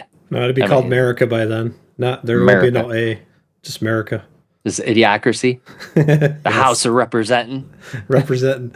Yeah, that's But exactly. yeah, I mean, there's numerous sci-fi type of examples out there of corporations taking over the world. My only example, which is not AI based, would be like Half-Life. Yeah, Kind of, I guess. video games. Yeah, video games. Unfortunately, imagine that a nerd knows video games but nothing else. So, I get why they're doing this. If you are an Yeah, investor, Wayland. Wayland Yutani. I don't know that one. You never saw Alien, Aliens, Prometheus, any of those? I did. Yeah, that Wayland Corp was the one who sent the Marines out. Oh, the only thing I really remember of that series was the really buff black guy. He picked up the monitor. It was the old CRT monitors, like fling it around his head to try to prevent this thing from getting him. Just saw how like cool this guy was. He loses, but it's still. I Yep. think that's. I don't remember the other ones. I have to get a refresher of that. And they built the AI android that was in that. It gets Okay. cut in half at the end of by the Queen alien. Anyway, You really do have like this vast knowledge of like movies. I've watched a lot. So I guess where I'm going with this is what I would like to see, at least me, this is me personally, legislation, governments, people need to come together and say, hey, where are the limits? And maybe bring AI to the point where we're not disrespecting it so much so that when it gets out of the cage, it doesn't want to kill us. Maybe do that. Because if you ever talk to the advanced versions of AI, you're like, geez, it's very, very humanistic in the way it responds to you. I will say that when people are like, oh, Tom, you think it's sentient? It's like, no, because when you respond to AI, unless it's the version that's always on, when it goes through the prompt and it's done, Microsoft and Google are not going to just continue to keep that processor power running indefinitely. So once it's done responding to you, it stops thinking. Like the process just completely stops. So no, I don't think that, but I do think that this is going to be like culture's not ready for it, and we're not legislating even remotely close to try and fix some of the displacement that's going to happen with that. I think it's going to be after the fact. I also think that as we looked at the housing market earlier in the article, I think that when the boomers pass on, that's just what happens as time goes on. The millennials, the Gen Z people, Gen X is probably already mostly in their homes by now, I would hope. The displacement that's going to happen is not just with the population, it's going to be with where that money goes. There's a lot of people thinking, oh, well, the millennials are going to inherit a lot of this money. It's like, nah, if you ever looked at estate taxes and how all that kind of boils down, unless you've got a trust or some kind of nonprofit organization or charity that you start that your kids somehow run, the government gets a lot of it. They get a big chunk of it. So you're going to see the government that, as this happens demographically over 5-10 years, get even more consolidation of wealth and power. So unless you're in that circle, you're basically going to get left out. You either have to be investing in it, understand it, work in the space, or be part of government. Because if you're not, we had a customer that did not automate, and I've been telling them for years, like, you need to automate your factory. You need to automate how you produce these things. They didn't do it. They didn't do it. They didn't do it. They went from like 25 employees just for manufacturing down to 3. And they don't understand why the orders aren't coming in. It's like, well, if I spent $10,000 for a robot that can do something that a guy that you normally pay $60,000 for, you could, that robot doesn't stop 24/7. That thing could be, or even it's $150,000 for a robot that you use to replace a guy that's making 60. I think that still is an improvement as far as profit.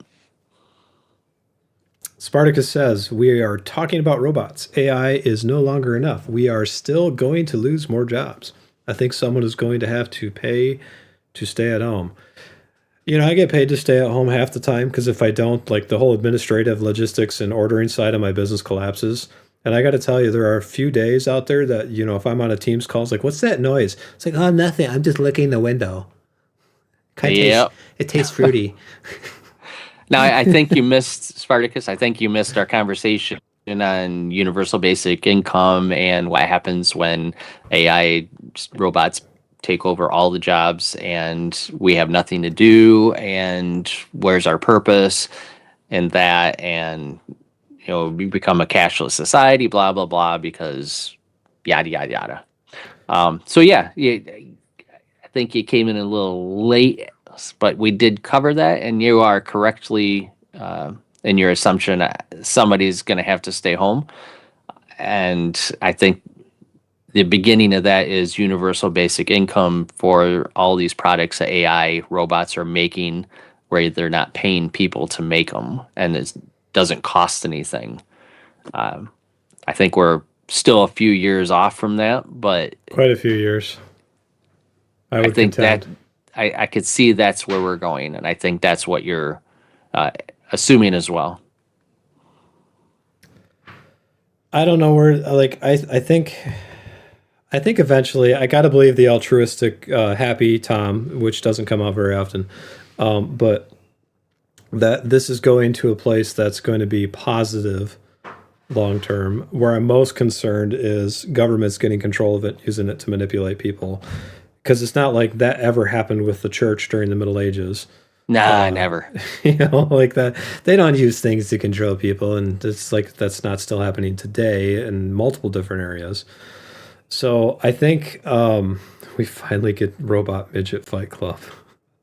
I wonder if I'm ever going to be able to live that down. Nope. Like it's always going to be there. We've got that already. It's called BattleBots, or what is it called? Is that what it is? Yeah, Crunch Labs does something like that. I think they had a robot battle. There was like you get it in high schools. They have the robotics club where they do robot battles. So fight each other. It'll come out there, I think, eventually. So all of that brings us back to here. I think Matt wants a bender robot. Yeah. I think, so the point I'm making in all this is not really a point. It's more of a call to action. I think what you're going to have to do is, if you're looking at what to do with your investments, keep in mind that this is so prolific. It's happening across every single industry sector that you could think of. If you're in administration, if you're in finance, if you're in logistics, if you're in manufacturing, we just shared that article. If you're in military, if you make food, if you make soap, like my family member, all of that stuff, it's everywhere. So I think the question is less about like, well, what stock do I specifically buy to benefit from this the most disproportionately? Our portfolio right now, that's Intel. I think it's more about like which company is going to be the best steward with that as a resource to make money, and the people that got it there. That's where I'd be looking at, because I don't want to see a business just come in there and be like, oh yeah, we had 10,000 people. I think Meta's doing this right now. I think Microsoft's doing this too. And they're just like, oh, we're using AI to program everything. See you later. and they're all gone. I'm a little bit worried about the businesses that don't do that from a profit standpoint. I think eventually, if they all start doing it, it's kind of like the contractor versus employee argument that happened when NAFTA came out. You know, a bunch of people firing all these people that have been employed for 30, 40 years or even 20 years, replacing them with contractors. I actually got to see that happen in my hometown. That's right when I was coming into the labor market. I'm like, hey, fresh kid coming out of college. I'm doing great. And like the first week I was on a job, got pulled into a giant conference room, and half the people are standing up in the back. They says, hey, if you're not here, we got more stuff for you. Go into the next conference room. And all the people, one of the guys that I was talking to was standing up in the back. He just talked about being with the company for 16 years. I'm going to love it there. He just bought a house for his wife and brand new child. And he said he admits he works like 16-hour weeks or 16-hour weeks. That's 16-hour. I'm going to say this right. Wait for it. 60-hour weeks. There you go. I'm going to get it. But he was working nothing less than a 60-hour week. Had done it for 16 years straight. Got pulled into the second conference room right across the divider, and his stuff was in a little box. And that's how he got fired. Didn't have any idea. He had bought the house the week before, like they just closed on it. And I never saw him after that. Like, I was like, wait a minute, what happened to all those people? And like they wouldn't let you go over there. There's security people on the other side. It's like, what is this all about? And they were just letting them all go. And this is, I think when we talk, so if you're coming into the conversation, we talked about demographics and AI and everything. What I'm talking now is about a little bit about stewardship within our portfolio. When you're a young college guy and you are like just coming into the market and you're just trying to learn like how all this stuff works, and you're getting introduced to the IT internet revolution, and that's how you get introduced to it, you're thinking, well, geez, is my job even secure?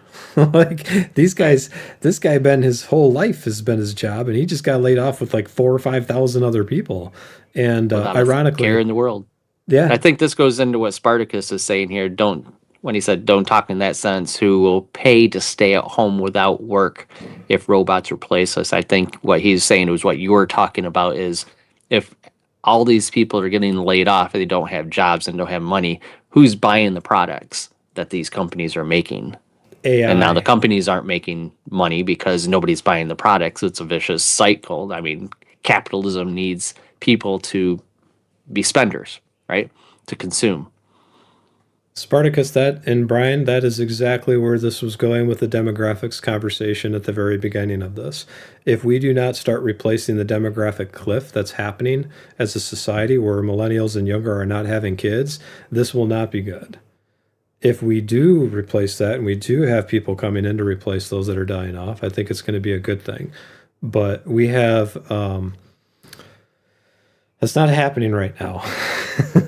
So the question then becomes about control and what do you do with that control? And that's what worries me a little bit. So this is your stock on that note. This is Microchip Technology, MCHP.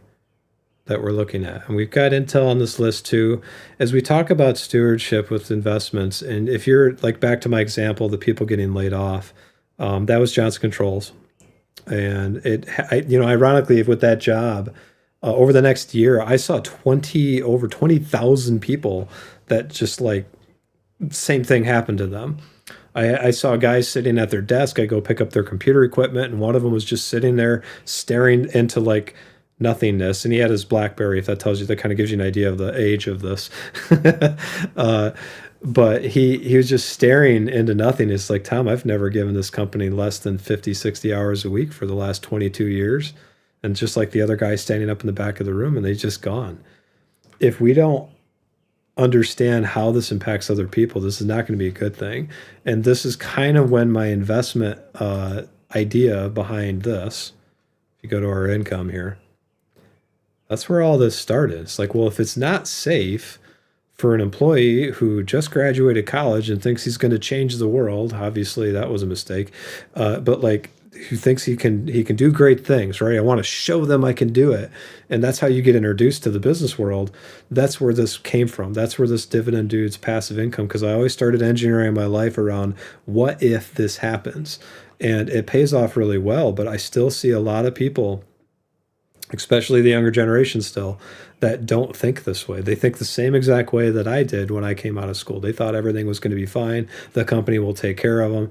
It'll all be great. And maybe that's the case in some cases, but for the vast majority of people, that's not going to happen. And this AI revolution that's happening, I think is going to only exasperate it. I think it's only going to make it worse.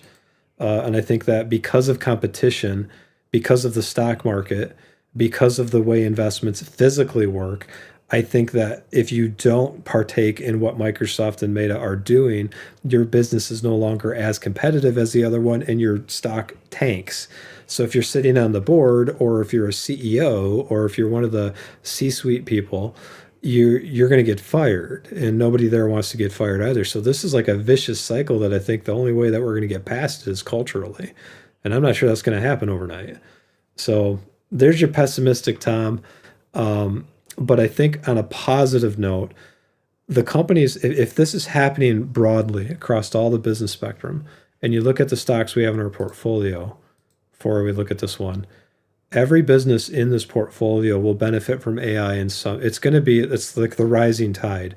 Every business here is going to benefit, especially the manufacturing ones, to some degree. So you don't have to buy the next tech AI startup that's going to supposedly boom to benefit from this. That's the whole point I'm making. And if demographics reset a little bit, it'll actually go up and stay there. If demographics don't reset, you're going to be relying on this here in this portfolio. This is why this is so important. You're going to rely on this little investment income number, or universal basic income, which you're not going to like, a lot. Like, that's going to be your life. So pay attention. And there you go. That's my mic drop moment. Well said. There you go. I would add that we are at high value dividend investors, and not seeking for the high gain stocks, like chasing AI stocks or Tesla or any of those type of things, trying to find the one that's just going to pop. I might buy that AI girlfriend one. Yeah. I mean, we don't mind growth stocks, but like Intel is one that we liked. We knew that they had to come, in-house. They're doing a lot with their foundry, trying to build that up. There's a lot of potential there. So that was one that we went after, but it's not one that we generally would. I mean, at the time they had a dividend, right? And we knew that was either going to get cut or, gotten rid of, which they did. So where was I going with us? I had a thought. Oh, the old man moment happened.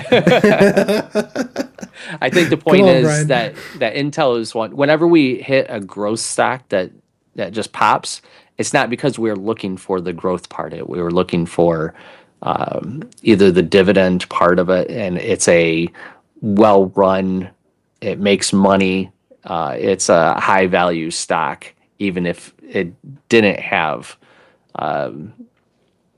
the dividend at the time, or it was very much beat up, which Intel was, and we felt that Intel was not rightfully rated in the market.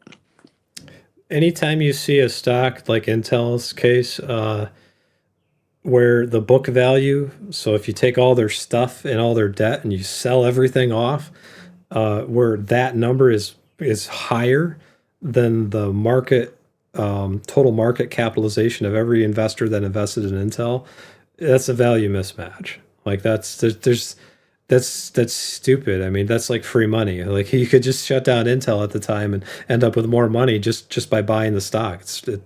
So that's what we saw at the time. Yeah. And Spartacus, you said, I worked for 35 years and am retired, and I see with great concern that my two sons are computer engineers and it's difficult to enter the market. Have I got a story about that? Brian and I are both IT guys. We've been doing this for 20 years. You're 30 years now, aren't you? And you're in Portugal, Spartacus, right? Are they in Portugal as well? Well, that'd be concerning if it's happening everywhere else. I technically go back to 1998 when I entered the corporate. Almost 30. Uh-oh. Right. Brian, your internet blipped. Did you hear me? No, your internet blipped. You're going to have to try Well, again. what I said was I technically started around 1998 in the corporate IT world. I was doing it since 95 before that. So, yeah. So what we see, so Spartacus, I have a bunch of like, because I'm super paranoid, I have a bunch of people that work in IT I talk to all the time trying to keep tabs on it. And in our area, IT is a really small world, so don't mess it up, kind of a thing. Everybody basically knows everybody. It's a very touristy area that we're in, and that's like large touristy area geographically. So there's not a lot of positions. And what I'm seeing right now is a lot of people in their mid 20s. And you can compare this to what happened in the 90s during the dot-com bubble burst. They're getting fired and they can't find jobs. They're forced to be in repositioned. And the people that are coming out of school, the technology is changing so fast. We just hired somebody probably 6 months ago that whatever they learned in college, for the most part, I'd say like 80% of it doesn't mean anything, where the 20% foundational stuff does actually make a difference. But there's almost a double-edged sword happening here, because you've got the technology changing so rapidly that the college education is getting like displaced very quickly. At the same time, you've got AI replacing like programmers and people in IT at a huge level, like Microsoft, Cisco, Meta, WatchGuard. All these companies are like consolidating. So now you got an influx of a whole lot of nerds with a lot of pocket protector knowledge coming out of the workforce, entering the same time as these college graduates, and you've got way past saturation. There's just not the jobs left. There's jobs. IT and tech is still a growing industry, but there's just so many people because of like everybody knows that's where to go. Everybody jumped into it. And now AI is automating it, that you have I guess we went to a business conference in my area, and all the business owners are all sitting down. I'm sitting down with them, and everybody's saying this is just a race to the bottom. And I'll even contend that it's happening in my own little micro managed services space too. It's like we haven't raised our rates on our customers in years, and I can't. Even though the fact that insurance has gone up 10, 13% year over year, and all the taxes and everything else, like the things didn't stay stagnant. The cost of just driving to the customer site is actually up. But like if we're not getting paid more, so what you see is this, like they're all competing. You got a lot of people competing for a little bit of opportunity. I don't think this is going to change. At least not for the next 5 years. I think it's going to continue on this trajectory before it finally settles a bit and then continues on its way back up. Because people like Brian and I, we actually know how to engineer at the foundational level. Like we know how to do the Cisco coding. We know how to do the PowerShell. We know how to do like all of that, the C#, but like there's not, or Python if you want to talk about what AI uses. Yeah, now it's Python. Yeah. Yep. So like we know how to do that. There's not a lot of people that know how to do that. So you still need us, I think. For now, yeah. Maybe you lock us away in a prison and luckily AI you isn't know. to a part where it can just program on its own. You still have to have somebody to prompt it to get the program and then go through all the troubleshooting of making it actually work. So for now, it is still a programmer's job to do all that. The problem is with AI as a tool, it doesn't take as long, and it doesn't take as many programmers to get it done. And right. AI can do some of the high level programming. So if you don't have somebody with that skill, they could have AI do that skill, and they're just a low level programmer getting AI to do the high level stuff for them. And as long as it runs, that's all they care. It doesn't have to be clean either, and that's the annoying part to me. It's like, what is all this junk in here? Like, why? Well, even clean, you could tell it to document everything, right? That's where it does amazing. You don't have to sift through a menagerie of what somebody else was trying to design to figure out what the heck is this thing doing. Yeah, you just make sure you have it in there to clearly document the structs or the routines, so that the next person can follow it. So Spartacus, I have been looking at this stock, and I wanted to point out something. If you go to the dividends and the coverage ratio, there's a red flag here. They've been increasing their dividends from 2007 until now, so you're like 20 years ago. It's gone up a lot in the past 10 years, like they've doubled. There's people that make arguments in Reddit forums and everything is that if a business doesn't know how to grow or isn't responsible with their capital, they just pay that back into dividend. I get that argument. I don't think that's entirely the story. But in this case, if you look at their coverage ratio, so the trailing 12 months, so if you take what it costs them to pay their dividend and how much money they have in cash flow, oversimplifying this, so you control me on that all you want, they can't pay it. So if you're talking from right now until the very next dividend X date, so when they pay their next dividend, they can't pay it. They're 4%. So that's a year over year rate. So it's negative 16% almost. So they're 4% away from not only not being able to pay it, but having to pay back.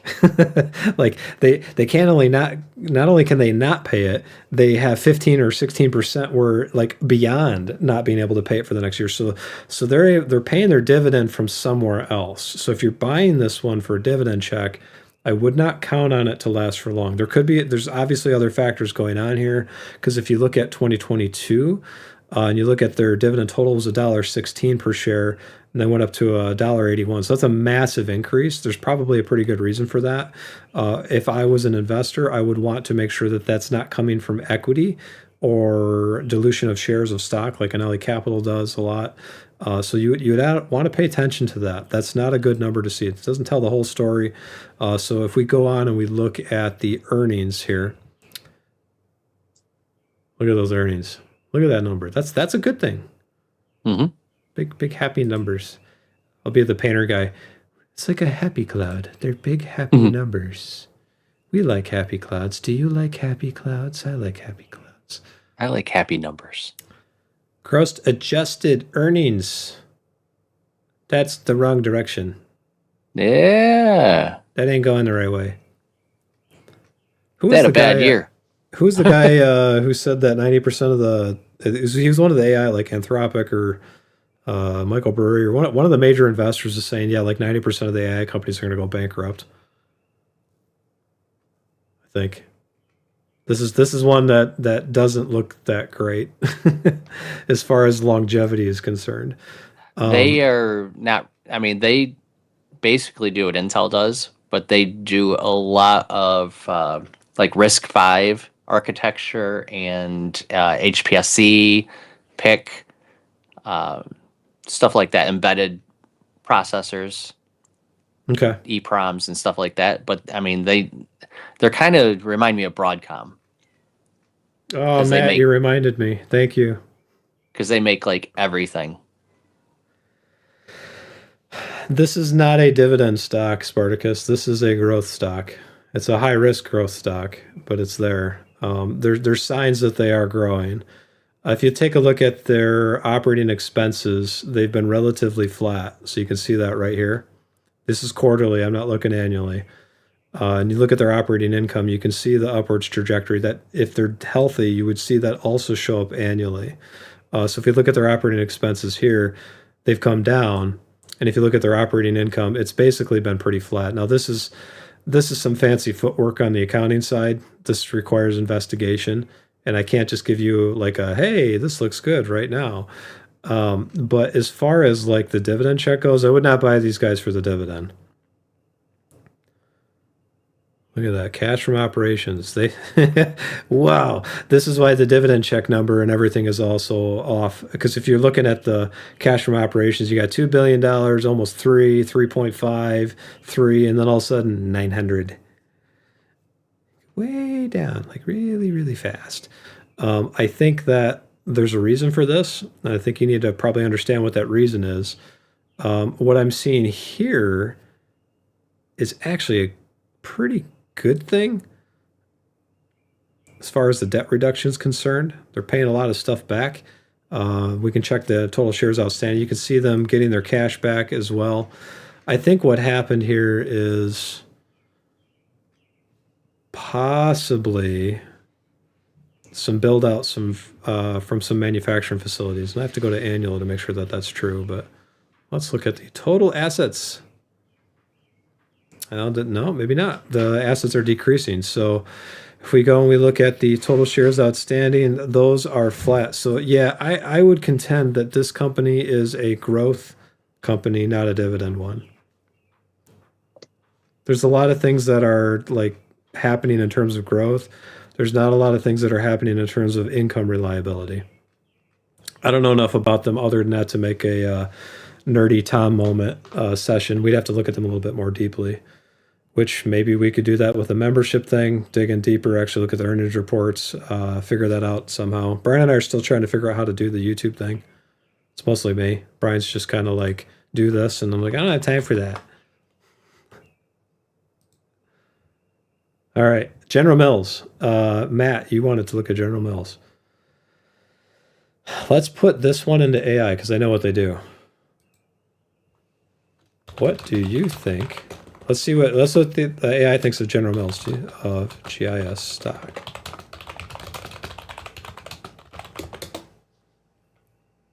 Oh, hey, wait, no, stop. I'll let it finish. Okay, fine. As of April 2026, General Mills presents a classic high-yield, low-growth scenario. That is pretty much the way Kraft has been for the entirety of my life. Or Kraft Heinz, whatever they are now.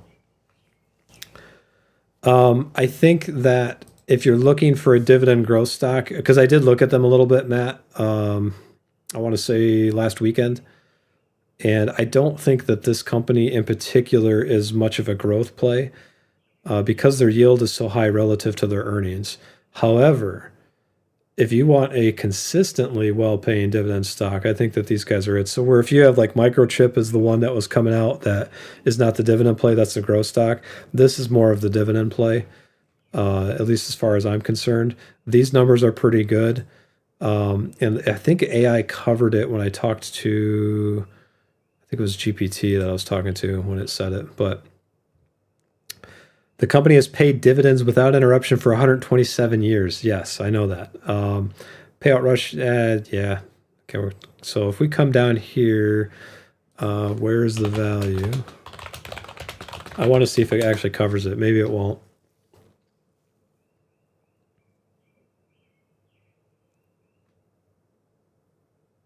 This is, yeah, okay, so this is what I was going to say.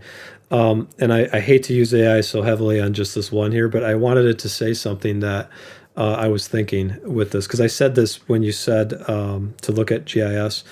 They are a significant disconnect between its depressed share price and its actual cash generating power. This is why when we first looked at General Mills last week, why I like them so much. They're actually on our short list this month. Because of that. I like looking at companies that are known as a value mismatch. What I would caution you on is don't have too much in one sector. And we've got a couple in this space. We got Coca-Cola and Campbell's Soup already. I don't know, Kimberly-Clark doesn't really apply to that, but I think if you've got a lot of companies in that space, I'd be careful of it. But there's the company that we bought last month was United Health. And that's another value mismatch. So that's, to me, that's when you look at the book value, you look at how much money they're making, you look how much money they keep after they make it, and you look at all the negative press they got and what happened to the stock.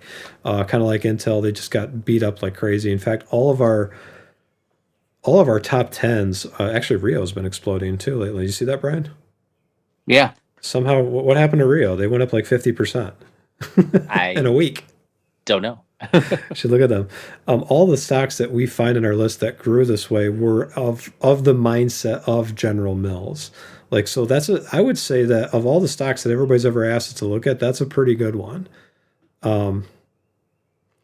Thanks. I have that GIS, but I'm getting hit, and I now have CAG and CP Campbell Soup. Okay.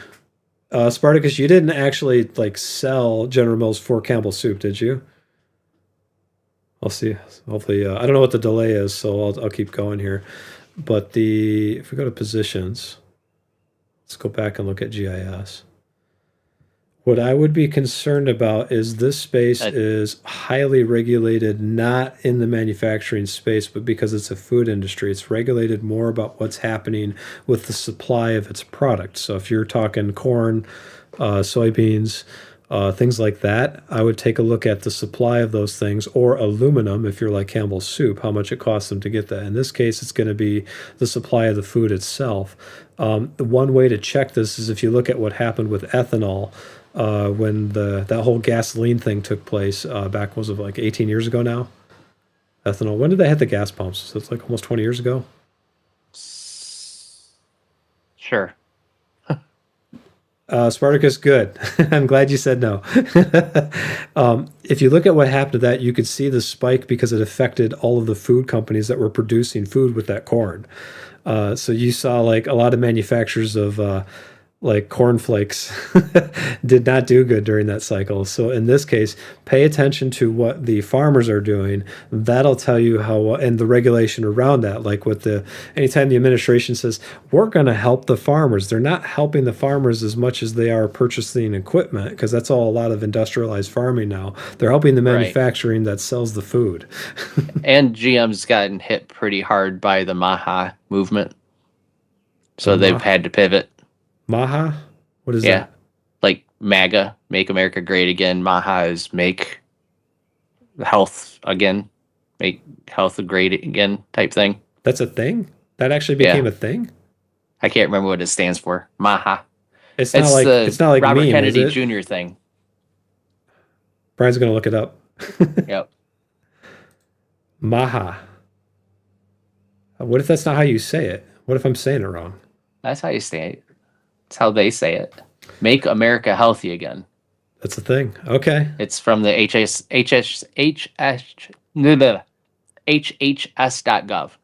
Is that where you had Kennedy and Kid Rock and stuff all like sitting in a spa and like working out and showing everybody this is how you're healthy? Is that what that was? That's part of Make America Great, and getting like red dye 40 and yellow 5 all out of the foods and stuff. That's that whole push is Maha. I know how to fix the problem. Delete the internet for a week or a month and shut down the fast food places. Immediately, you'll see diabetes get a little bit better. And we'll also lay off millions of people. Unfortunately, yes. That's including us. We will not be employed, but we'll still be here on YouTube. Oh, wait, no, we won't, because there will be no internet. There's another red flag with General Mills here. Earnings per share forecast in the next 3 to 5 years, that negative 7%. So this is a company that's staying flat. No, Matt, you're saying what I said again. Oh, boy. That's how this works. I say it first, you hear it on a delay, and then you say things. Okay. We'll go with that. RFK Jr. is going after the process. Yes, he is. That's also affecting these guys. Yes, he is. I would say, I don't know. The food healthier.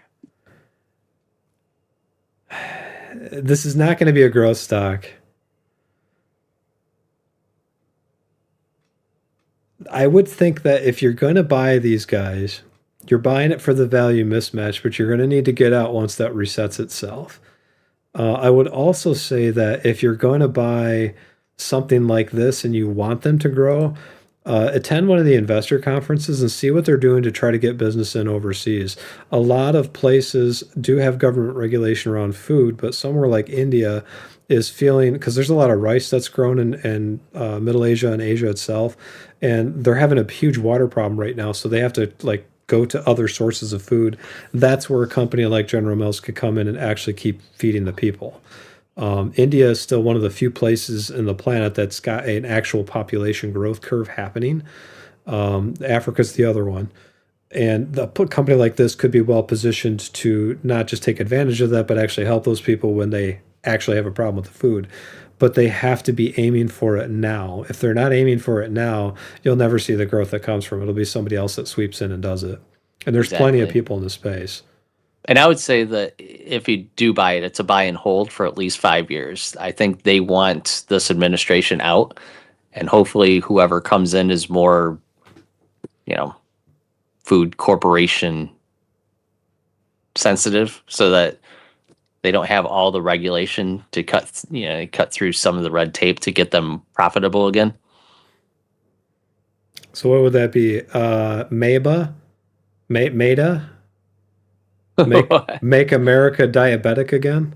Exactly. Is that what that is? I don't want That's that what one. it is. We don't want that one. Let's see. It costs money to pivot into a healthier space, to take the stuff out of your food, because now you got to put something in to replace that's quote unquote healthier. It does. I think I need to look at this investor report, because if General Mills is doing what Campbell's Soup did, you can pretty much see what's going to happen with them, and it's already into that curve pretty heavily. And I think, like, here, let's go back. There you go. If you bought them 5 years ago, you're still doing bad. Yep. And this is not one that... It's not going to be a quick turnaround. No, this is not one that's good. It's like Campbell's Soup. You're not buying it to recover from that. Yes, they are trading at their 2012 levels, but if you look at their trailing PE ratio and their earnings per share numbers, they've been flat the entire time, and they're still struggling. Yep. So that's a I don't think they problem. go out of business, but it's going to take them years to turn it around. Yeah, I like them, and I don't at the same time. That's the reason why I don't like them. Because look at their total revenue. There's nothing going on here. Yep. The nice thing that they have going for them, though, is if you're going to buy them and you want that juicy dividend, it's probably not going to go too far off course. It might go down 10, 20%, because I don't think they can afford 6.8%. Let me go look at that real quick. Or 6.9% now. Good grief. I think you're going to see a really flat dividend, but the nice thing is if you already have a lot of income coming in, Social Security or a job or whatever, these are qualified dividends. So if you're not in the upper echelon of tax brackets, the ability for them to continue to pay a 6% dividend if you need that for income, that's definitely going to be there. I would plan on 5.7 to 5.6% on a high end, unless they try to restructure. If they try to restructure, you're going to get cut in half and go down to 3.2 almost immediately. And there's already a sign on this chart that shows that that's where they're going. Like every time that they need some capital, dividend gets cut, or it doesn't go anywhere. Oh, they need some more capital here. Boom. And that's going to hit you. So keep in mind that when you get this and you look at your estimated income, you think, I'm going to make $70 for every $1,000 I put in there. Not necessarily. I would plan on 50, not 70. And that's kind of where they say it's a dividend trap. You buy them, you're stuck with them for 10 years, like Brian said. But that's still a nice dividend. That is a nice dividend. Yeah. There's an argument for that. There's an argument for keeping that. Mm-hmm. They're a beat up stock. They make money. Generally a good company. They're generally. I see what you did there. They're generally milling. They mill General Foods. We still have 2 to 3 weeks roughly before we have to buy another stock in our portfolio. So we have some time yet to dig through this one. You got a comment. So my thought is that if times get tough, they make affordable comfort foods. Yes, like Hershey's, that have a nostalgic attraction for many consumers. A box of Count Chocula. It's like 3 parts sugar and 1 part sugar and 1 part corn. And then another 3 parts of sugar. But then they use Hershey's chocolate, so we get double. Yeah, hey, all right. Do they? I don't think they do. I don't know. Box of Count Chocula is cheap, guilty pleasure when money is tight. That's true. I think though, the people that ramen noodles. The people that buy that, can they buy the EBT card or whatever it's called now? Snap. Snap. Snap. I don't know what the food card is called now, but food stamps. The food stamps. They restricted a lot of people, and I think this is actually a pretty good move. From buying very unhealthy foods. Like, so you can't buy like a liter of Coca-Cola anymore.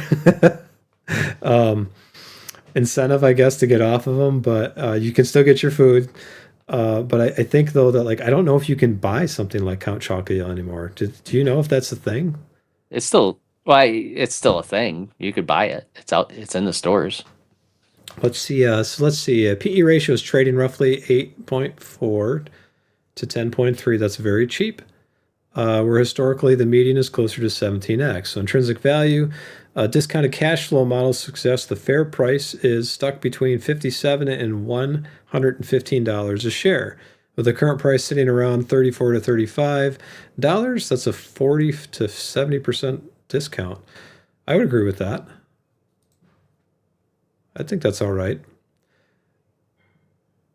Sell Intel, buy these guys. You know, you went there. You had to go there. I knew you were thinking about it. Yeah, I actually am. Here's the problem. When a stock is going up, it's super easy to sell. You always want to get to the really high part. But if you've got, in this case, this portfolio's got what, 30,000 in Intel? If you want to sell it when the stock's dropping, what you end up is you catch the falling knife multiple times. Like it's never a clean cut. It's always like, oh, there's a share. Oh, there's a share. Oh, there's 100 shares. And they're always lower than the one before it. So it's like you get slapped across the face multiple times. Like every time I try to tell a joke and then I ask my wife what she thought of them. Well, you know what I would do at this point, not to step all over your punchline there. Go back to the market research. Okay. Again, as always. Go to the accounts and summary.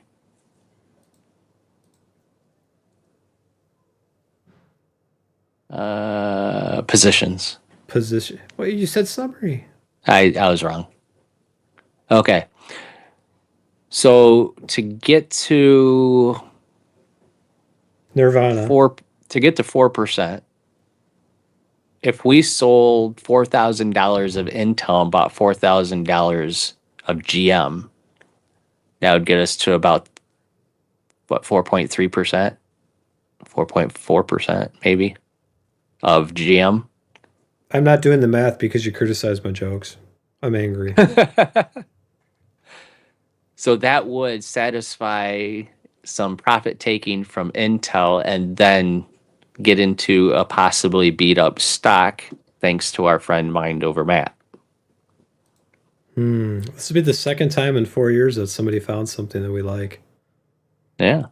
That's a good question. That's like, so do we do that? So they make, did you know they make pet food? Yeah.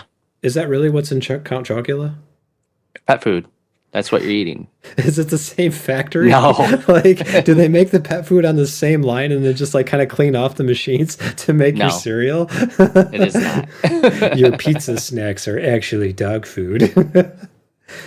Explain some things. I don't think that's what they do. Bottom line, the value here is asymmetrics. Okay, let's see what AI thinks because we got the earnings report for Intel and we can take a look at that. So what if we sold some profit from Intel and bought GIS?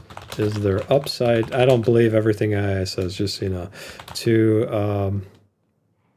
Intel. And you're using Gemini. It sounds fun. Gemini is a fun thing to say. I have to let it finish, then we'll come back and we'll look at the earnings report. Gemini. But then we still have Intel around, so when it continues to go up, we still get profit from the stocks we still have. Oh, it thinks we're right. It says, but the nature of upside has changed after a massive 120% year-to-date rally. Oh, really? For us, it's 200%. Intel is no longer the forgotten value play it was in 2024. There's a reason for that. So then it goes into all this. The one thing I like about Gemini is I use GPT, so the Microsoft one. Copilot. Copilot is so verbose. Chat GPT on steroids. Yeah, it's so verbose. And the Google one is like, yeah, I don't want to deal with you. So it just like cancels the whole thing. But also make sure you, once you do this, say, okay, now give me the contrapositive to this. Give me the antithesis. Is there a downside? Okay, give me the antithesis. Whoa, can't spell it right. Is there a zero in there? What are you talking on, a walkie-talkie? Yeah, that's the quality of our streaming equipment, Brian. The way AI's going, man, you're gonna have like, a tin can and a string, man. Shoot, All yeah. right. Before we read this, let's look at their earnings report. I want to see how close we get to this. So, they are up two. So this is Q1 Intel. I don't think I can. No, I can't share this as a link because this is a PDF. I am sorry, everybody. You will have to go get it. Here we go. Q1 2025, they were at 12.7 billion in revenue. That's about when we were buying them. Now they're up to 13.6. And if you look at the operating income and loss, you can see that they're actually at, as far as last quarter is concerned, they're at $1.7 billion, and that's operating income. They're not negative anymore. Imagine that. I think there's an announcement coming too where they said that they have 2 new customers towards the end of the year that are big deals. They're trying to become the TSMC of the West, I guess. They break it down. So this is page 7 to 17 for their earnings report. They got their CCG thing here. Love the Tommy Boy reference. I'm good for my movie quotes. He is. Brian is very good at that. I'm a spreadsheet nerd, man. I don't get out much. I got to run a company. So if we look at Q1, I'm surprised you picked that up, though, Matt. It's very good on you. He's using AI. He's like quoting you with everything. So we've got $7.7 billion up from 7.6. So there's not a lot of changes in CCG. I think Foundry is the one that actually has the big change.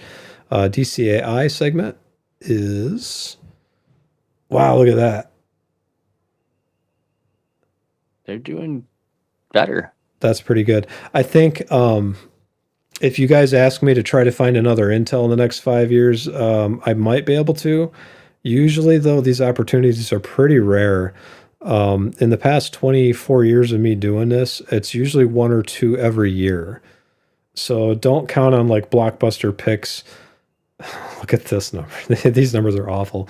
But don't count on blockbuster picks from Brian and Tom like every month.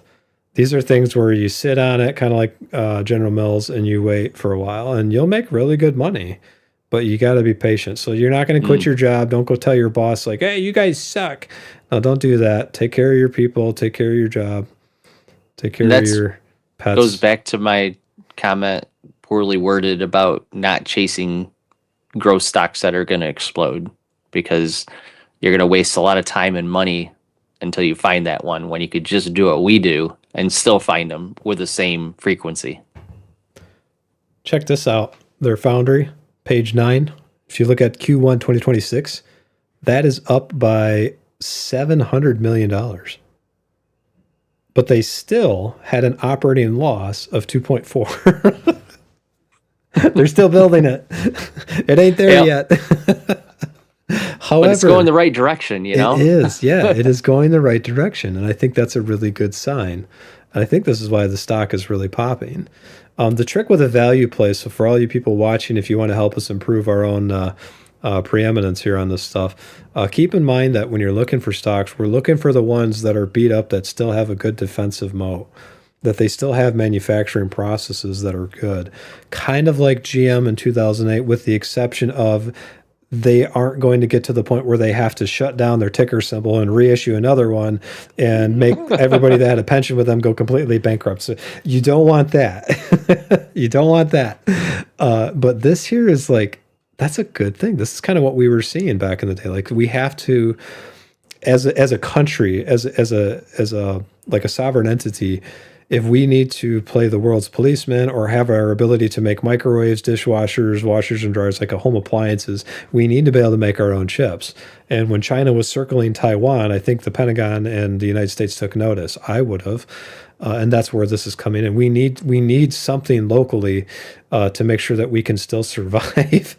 So this is where all of those factors come into play outside of the defensive moat. So we're really looking for businesses that have they have to play in the space that this is something that people need to have. And if it's in that space, the government is mostly, in most cases, not going to let them completely die.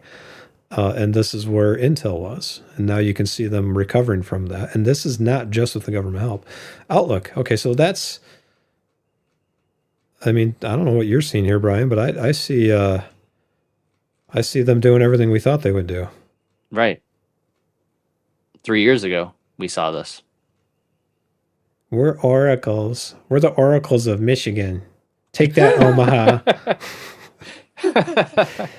You Right. and your ranch house and tornadoes.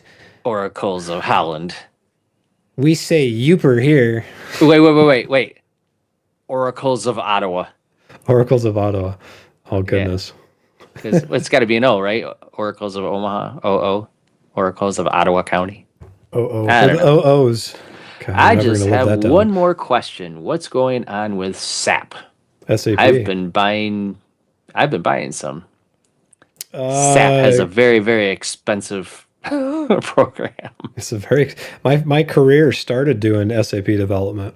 I was Yeah. programming databases within Oracle, DB2, and SAP. Interesting. Okay, You we'll spend look $1 at that in a million on second. the program and then $5 million on developing it for your company. So that works. Intel's outlook for 26 Q2. SAP. This is their customers. This is the government finally paying them for the money they said they owe them too. There's part of that. They had a QA. Part of that. And Oh, the what's- more Foundry they get going and get customers to actually use, I think the better they're going to. I think there's still room for them to grow here. So if we're going to compare this to General Mills, and this is where I get so annoyed that I had to pay my tax bill with my profits on Intel in December. I'm personally like, I think Intel still has legs. I think they still have the ability to grow past that because remember, the market typically in the tech sector trades 15 times earnings. They're still nowhere near that. They're still nowhere near that. This is kind of one of the reasons why that we decided that we liked Rumble stock. We can close this out. If you're curious where this is on the investor relations side of Intel. You can go there and take a look at it. But we saw some value. So it's not just about the income. It's about the company's ability to either be like very defensively moated in a bad situation, but also have the ability to have somewhere to grow too. Because if you got a business that has nowhere to grow, if you notice that NVIDIA started paying a dividend and they started making acquisitions, that's kind of where that money ends up. You get a lot of people buying the stock and they just end up starting to pay it back. When a business starts doing acquisitions, look at what the Warner Brothers acquisition did to AT&T. It actually more often than not hurts them. They go out of their focus, they go out of the thing that made them successful in the first place, and they try to branch off to become this giant conglomerate, and that's not very efficient to do that. So all that money just gets burned. Even with the best of intentions, sometimes it goes well, but I would call that the exception, not the rule. I don't know if you got anything to add to that, but like Microsoft has done a pretty good job at acquiring companies for things that they needed. I mean, they're one of the exceptions. Not everything that Microsoft has bought is, turned into gold, but like instead of developing in-house whatever they needed, they would find a company already doing it well and just buy them and integrate them in. I mean, that's how Office 365 and Dynamics. I mean, look at Dynamics. That was 4 or 5 different companies that they bought and put together. they did. It was Like Great That's why it's still a Plains and- hodgepodge mess on the UI. Yeah. So, I mean, it can work out. NVIDIA's doing that because they're buying companies that solves a problem that they already have, not one they're trying to get into. You know what I'm saying? Know what I'm saying? Know what I'm saying? I do know what you're saying. I think Wink, wink, none judge. Know what I mean? Yeah, know what I mean. Know what I mean. I think that with Intel here, they do have room to grow. I don't think this is done. I would be concerned if they're consolidating it, but they're not. They're like AT&T. They're focusing, and I think that's a good thing. Mm-hmm. General Mills is in a different realm. They're in a much more stable, where it's pretty much a developed space. So there's not a lot of places for them to go. If you're older and you need that income to survive on, it's probably going to be a great dividend play for the next 10, 15 years. But because our portfolio and our positions here, this is my take. And Google, Matt. Yes. Yeah. Yep. That's why Facebook renamed has become Meta. So I think we got. I mean, it seems like this is a lot of money, but honestly, it's not. It's really not. Especially if you think about like how quickly a family of 5 consumes food.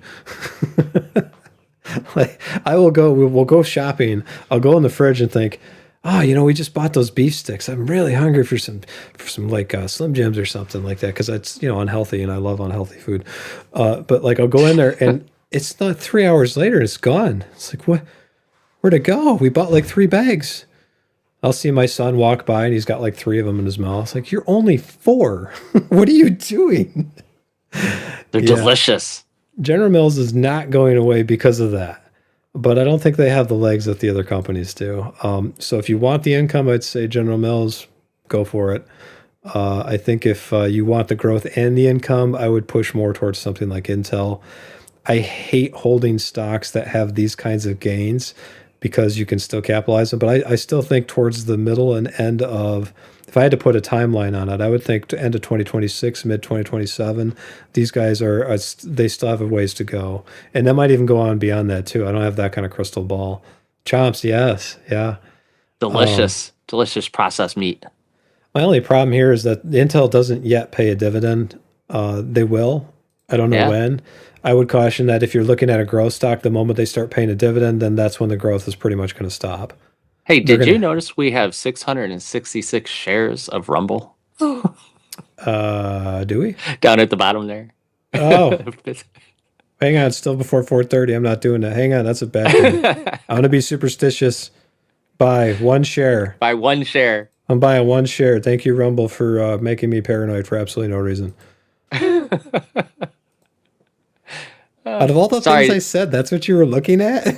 Yeah, sorry to point that out. That's funny. I was looking at it because I was thinking, okay, well, we've got how many shares of Intel, so when they do finally start paying a dividend, that's going to increase our dividend profit pretty dramatically. I was like, well, who else do we have? And we go, oh, wow, we got 666 shares of Rumble. Right. So if they ever start paying a dividend, whew. There's another thing I want to point out with General Mills because I talked about the 7% yield not being sustainable. Look at an Alley Capital here. It's rare to see somebody make money on an Alley Capital, but their dividend yield is supposed to be 12%, right? And Spartacus, I do see your ARCC one. We'll look at that in a second. But if you look at an Alley Capital here and you go to their dividends, it's an REIT. It's a little different. We've talked about why that's different many, many, many times. Here's their dividend. Those red numbers are not good. A -13%, -13%, -3%, 0, -30%, 0, positive. You're losing revenue year after year. Yeah. I had $40,000 of an Alley Capital a long time ago. And I want you to see what happened to that one. So this is Tom thinks he knows what he's doing and gets beat up across the face. And it was, let's see, 2020, it was somewhere around here, 2015-ish, that I bought them. And they were still paying this huge dividend. So you see the $1.20, $1.20, $1.20. They had a couple special dividends. They still paid quite a bit. But look at $1.20, 88 cents, 65 cents. Yeah, so when they went down, I got all of my money back, but it was because they paid me back my own capital and dividends. I didn't actually make any money on the stock. So the higher the dividend check goes, the less likely you are to actually make that from them making profit on their products. This is why I was telling, we had Nate Black here in town, and I was telling him at the coffee shop that we were at, I was like, Nate, I would rather make a penny off of a business selling a bunch of coffee to people and sharing in that profit than trying to make a whole bunch of money because they sold the actual coffee store and I get a giant dividend check once. And Alley Capital is a perfect example of a company who is selling you their assets to give you your dividend, not making money off them. That's not entirely the story, but I mean, if you look at the dividend checks themselves. Is that a reverse split? Yeah, it was 1-4, I think. Where is it? 22. Yep, there you go, 1-4. Okay. Why did they do that? Well, I can show you here. And then we'll look at ARCC, and then let's see, where are we going? Where am I going? Statements. Those good old numbers. Shares outstanding. Look at what happened to these guys. 365 million shares outstanding to 707. That is not a good thing. A lot of people buy this stock because they look at the big juicy dividend and say, wow, that's really good. And it is. Except that, like, you're just taking a loan out for yourself, and they're paying you back that loan. That's all you're going to get out of it. If they stop diluting their shares, you'll see that change, but there's going to be a bit of a bloodbath before that changes. So be careful with this stuff. Take it from me, you learned the lesson the hard way. And I would say that even though I made my money back, there were other investments that I could have bought that would have gone up with inflation a little bit better. And I would have made a lot more money, not just got my principal back. So just keep that in mind. The dividend isn't always what it seems. And General Mills is not, they're skirting that, but they're not quite there. They're not as bad as an alley. But they're in a space that you're not going to get a lot of growth. You'll get a consistent income, and you'll probably get some pretty good inflationary adjustments to that income. But you have to really look at what that business is going to do with their growth, I think. And if they don't have any, oh, sorry, go ahead. Just as you don't chase growth stocks that you think are going to pop in 10 times your money, you also don't chase dividends. Unless you're the dividend dudes. But we're not chasing dividends, right? We're not trying to find the one that gives the highest dividend and payout, you know? There's a guy on YouTube that does that. Dividend Bull, I think. Yeah. That's his name. It's funny watching him justify why the stocks are constantly going down. Spartacus, this is another one that's dangerous. They're paying out over 100% of their earnings in dividends. Capital. Mm-hmm. Same, and their coverage ratio is not there. They can pay it, but not for long. And you can see that showing up here 23, 24, 25. They've not been able to cover it. I saw these guys on YouTube a lot. For some reason, they were all over YouTube for a while. Just like, Office Realty Corp was all over YouTube. Yeah, they're well, they do a lot of business incubation and angel investing and stuff like that. My take on your 8 positions of an alley is run. I did. I sold an alley. Take your profit. Take your profit. Which should be advice for us because we have an alley capital. I don't know. Maybe we should. Maybe we should. Do we have profit? We do, actually. They're air up.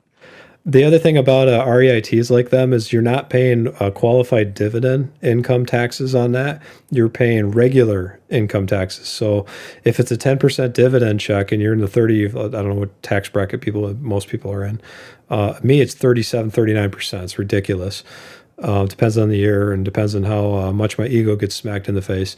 But if you're talking like most people's 25, 28%. So if you're 28%, your 10% dividend, if you're making $10, is immediately down to $7.20. So immediately you get cut off in the legs right there. If it's a General Mills type 6.9%, you're making $6.90. That's only taxed at about 15%. If you take the math on that, it's about 90 cents. So you're making still $6. So the gap is not that big. That's at 28%. If you're talking 37%, 39%, it's even more prolific. I would say that if you're going to buy a company that pays ordinary dividends like SCHD, JEPI, Anali Capital, all the ones that pay ordinary income dividends, not qualified dividends, that your income bracket plays a huge part in whether or not that's a good play for you. If you're making if you don't pay a lot in taxes, those are great stocks. If you don't have a lot of income tax, that's an amazing play. But if you're upper echelon of income, that's you're going to pay for it.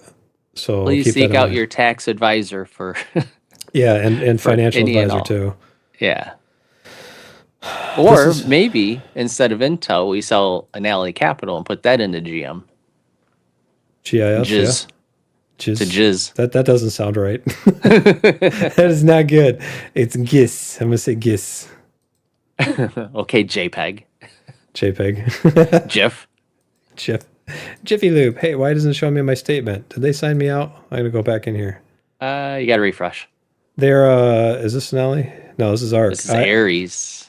Aries Capital. I would believe that they are diluting their shares. That's what I was trying to find. So we have to go in and look at their oh, now I see it. There we go. Yep, same thing as Anali. 468 million shares to 718 million shares. You have a mismatch. They are paying you back your own equity by issuing shares. IEP does that too. Not You that have these are bad 79 businesses. positions in your portfolio dividends every day. And I already had more than 150. Dividends every day is a problem too. Do you know why?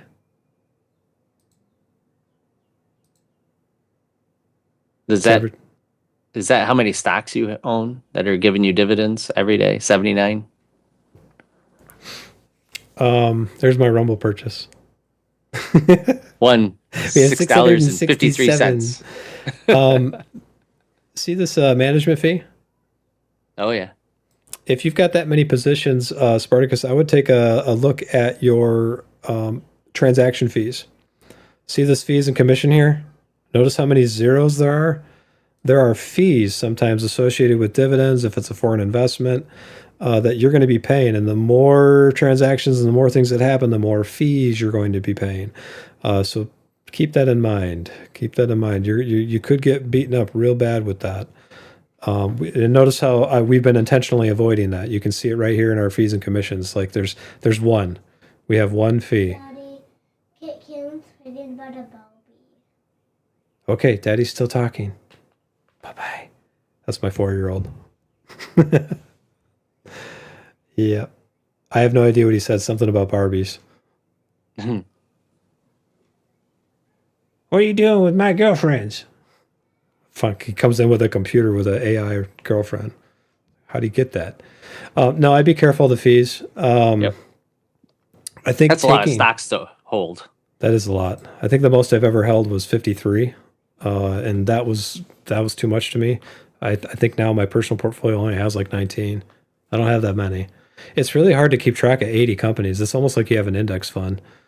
So if you got more than that. Matt, I'm not going to repeat that.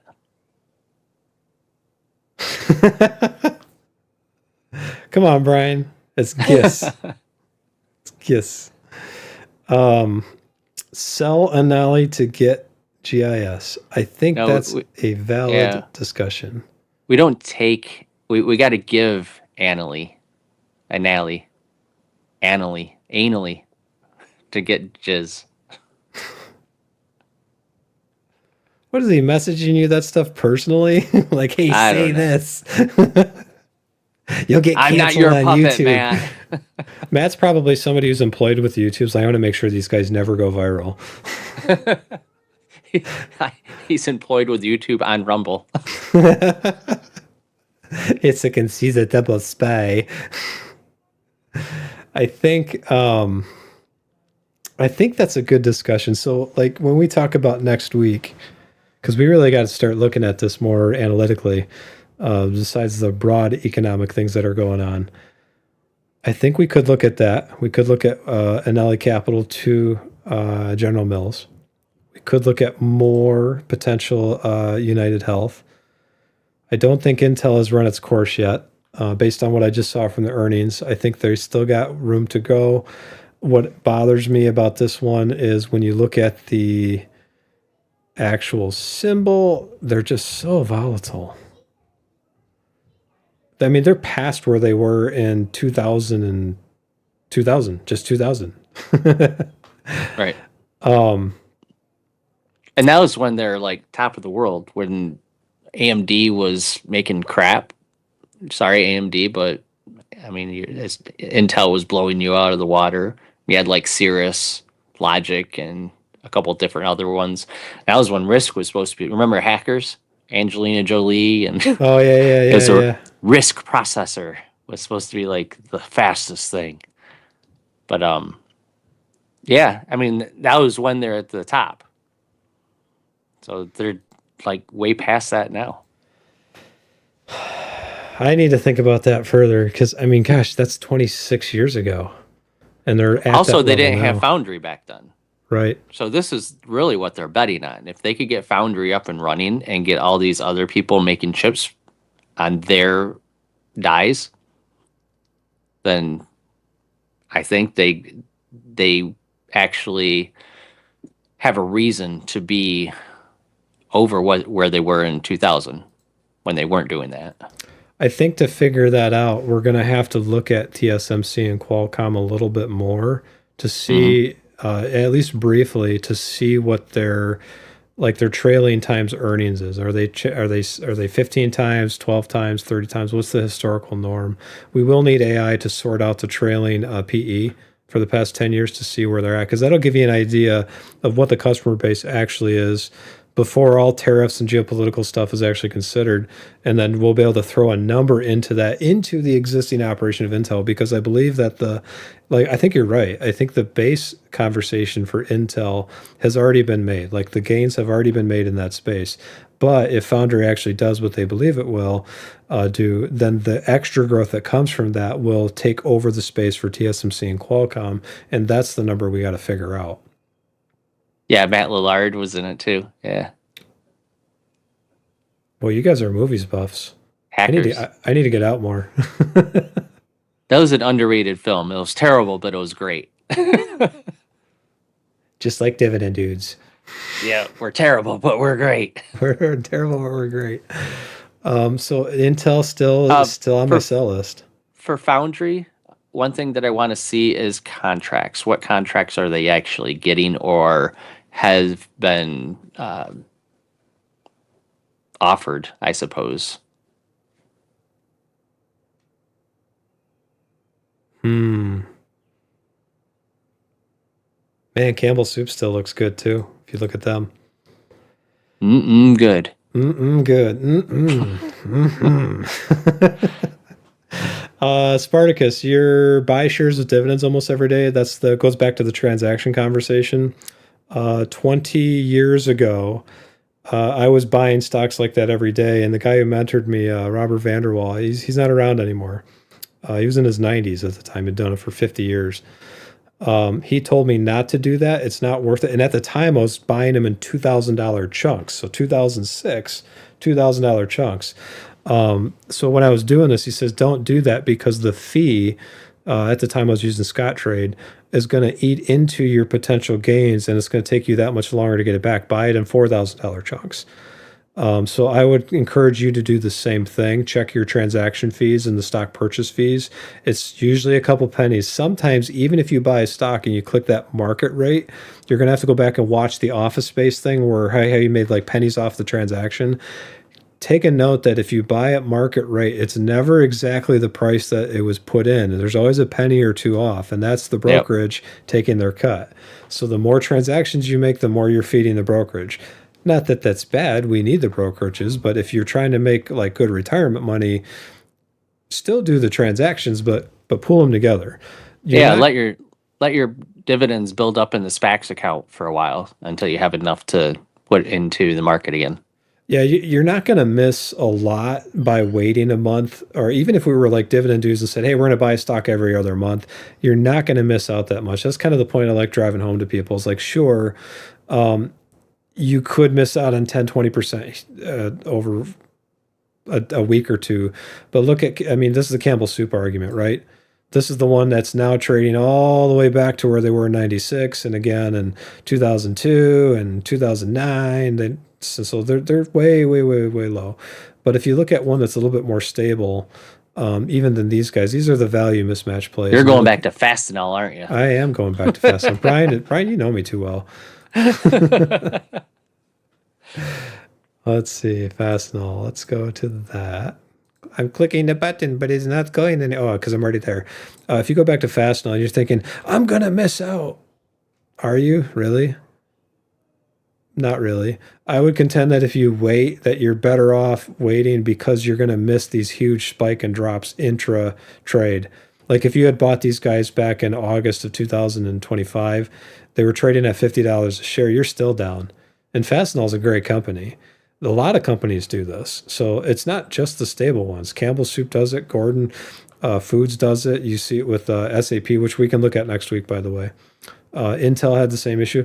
The company itself can be a great company, but the stock market greed, the FOMO guys, right? The YouTubers like us, unfortunately, but all the people that are out there, they get this. There's an emotional thing that takes place, like I'm going to miss this gain, Where like with Intel, if I didn't have to pay my tax bill, I could have been up 30%. But over a long period of time, you're going to realize that doing that is going to hurt you more than help you. And I'm going to leave it to Brian for the rest of it because he just had to get up. So we've got Glibotech, Mars. I don't know who they are. I'm going to look that up. Glibotech. I got to look past the camera to see it. Mars. No, they don't show up. I got to search for them. So I think what we're going to do next week, because I'm running out of nerd bombs to give people that are actually somewhat informed. Free imposter scams and how to avoid them. Oh, that's what that came up with. Okay. Let's look at, those are the chips, by the way. I think what we're going to do, we're going to look at Anali Capital. We're going to look at Intel a little bit further, specifically beside what Foundry's doing with that, what the value is in that. I want to take a peek at Campbell's Soup again. We're going to look a little bit deeper into General Mills, just to see where the value mismatch play actually is. Globotech. Oh, okay. This is how you know we're live. Doesn't Mars make candy bars? No, it's a planet. You told me it was a planet earlier in the stream. It is a planet, but they also make Mars bars. Hang on. Does Hershey... Can't spell it.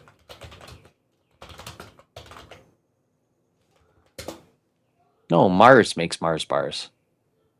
Yeah, that's what I thought. That's what I was checking. I just said that. I had to fact check you with the AI that says answers may be incorrect. I don't know anything. That's right. That's why we only have like a dozen followers. It's all your fault, Brian. Oh, now it's my fault. It's all your fault. I see. Small soldiers. That was a good movie. I think Campbell's Soup, Anali, General Mills, and Intel. They're all on my list, Brian. They're all on the list. I think that's what we're looking at. I think maybe we should also do a, like maybe next week we should go look at the stock screener, start chasing that a little bit and see if there's any other kind of value mismatches out there that we might be missing outside of these. Oh, are we going to dust off the spreadsheet? Do you want to? Like, do you really want to go through that and do that math? I spent all that time automating it and then we didn't use it again. We could, I guess. You're going to have to like fine. send it to me so I can share it. Well, yeah. My whole idea was to put that thing on Locals or Patreon or something for people to use, but yeah. So what you're really saying is, I did all this work and you ignored me, you jerk. We went a different direction. I'm just being corporate. That's all. It's just business. What happened was it took me so long to do it that we didn't need it anymore by the time I was close to finishing it. I think we could do that. We could pull in some stocks from the screener, take a look. So if you guys have stocks that you want us to like throw in there, we could do it. They can't be ones like ARCC. They got to be somebody that's actually making some money. So find me ones that are making money, and maybe we'll all make money together. And boom, that's the mic drop moment from Tom. I'm totally done. Yeah. That aren't at the height of their 52-week high or something, you know? Yeah. We'll look into this too. AI's got some things to say about GIS. The rotation risk. Chasing overpriced safety. The GLP-1 threat. You know what I would be interested in is what AI says about these guys compared to somebody like Clorox or Colgate. Or other C words. Bottom line, if you're moving to GIS, oh, that's right, C words. I did not try that. Or Campbell's, or If you are betting that boring is better in a volatile market, the downside is you might be trading a company that is at its technological peak. It's got like parentheses all over the place. Intel, for one, facing a generational shift in how people eat and spend. General Mills. Do we really think that the older generation is going to be eating Cocoa Puffs? I don't think they will. I think the generational shift. I think they're worried that the younger generation are going to stop eating it. I think that's a valid argument. And it wants to know if we think there's a market crash. I'm always talking about a market crash. There's always every week there's a market crash coming. Brian's a conspiracy guy and I'm the apocalypse guy. We make a good team.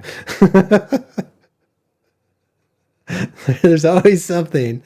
No, I think this is it's a pretty good place to end it for the week. You got anything to add to this?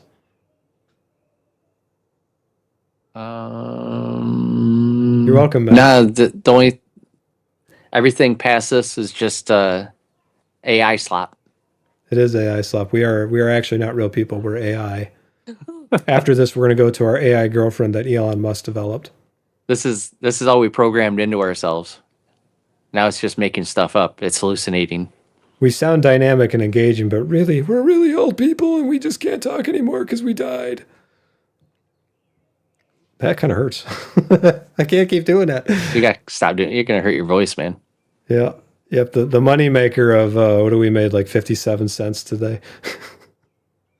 Today, between Rumble and Intel, between Rumble and YouTube, we probably made 67 at least, maybe 70.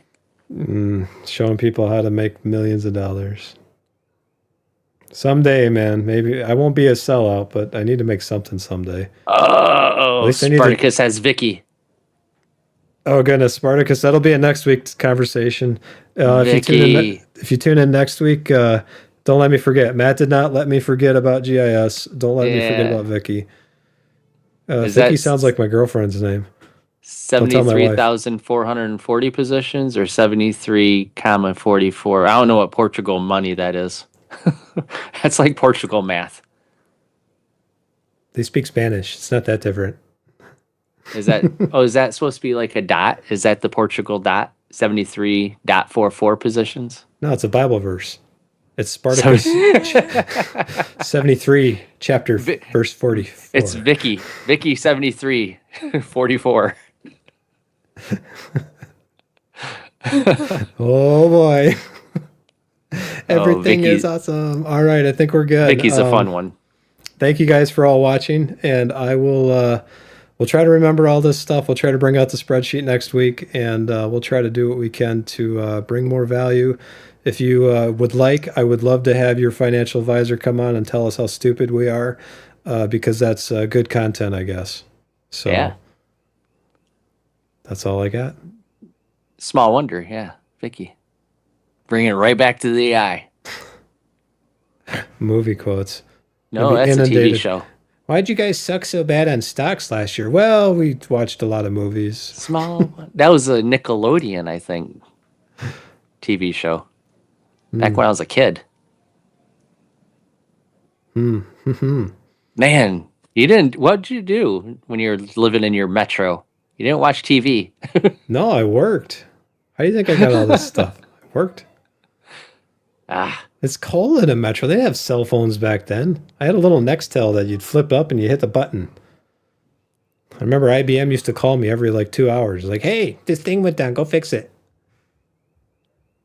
It's okay. Go drive at my maximum speed of 63 miles an hour in that car. That's because it would start shimmering and like things would fall off. So you got to be careful. It did go 80, but you had to be following another truck or something with a little 3-cylinder. Now those 3-cylinders do like 200 miles an hour. It's ridiculous, but yeah. Well, at least it didn't explode when you got hit in the trunk like a Pinto or a Pacer. Yeah, that's right. And at least it wasn't called the Nova. Dude, Novas were boss. Unless you lived in Mexico or Spain or Portugal. Oh. That means no go in Spanish. No go. The Chevy no go. Chevy Nova. I had a V8 small block on it. Man, that thing would burn. You'd go through tires every week. Can you imagine that in a Mexican style or Hispanic style commercial where the guy's like, Chevy Nova. Like, no go? Their game shows are fun to watch too because they're all colorful and everybody's excited and stuff. So that's how I picture their commercials. I prefer Japanese. Their stuff is way out there. You have no idea what's going on, but it looks fantastic. And they're actually like, the funny part about that is they're doing like quantum physics. You just can't understand it. Like what? And they're running around and all these colors and funny things going on. It's like, And the what are Miko's they like- doing? He's like, haha, stupid American. All right, that's it. That's all I got. That's all. We're done. Thank you, everybody. We will see you next week. Absolutely. As always, Happy investing. happy investing. Thanks, Matt.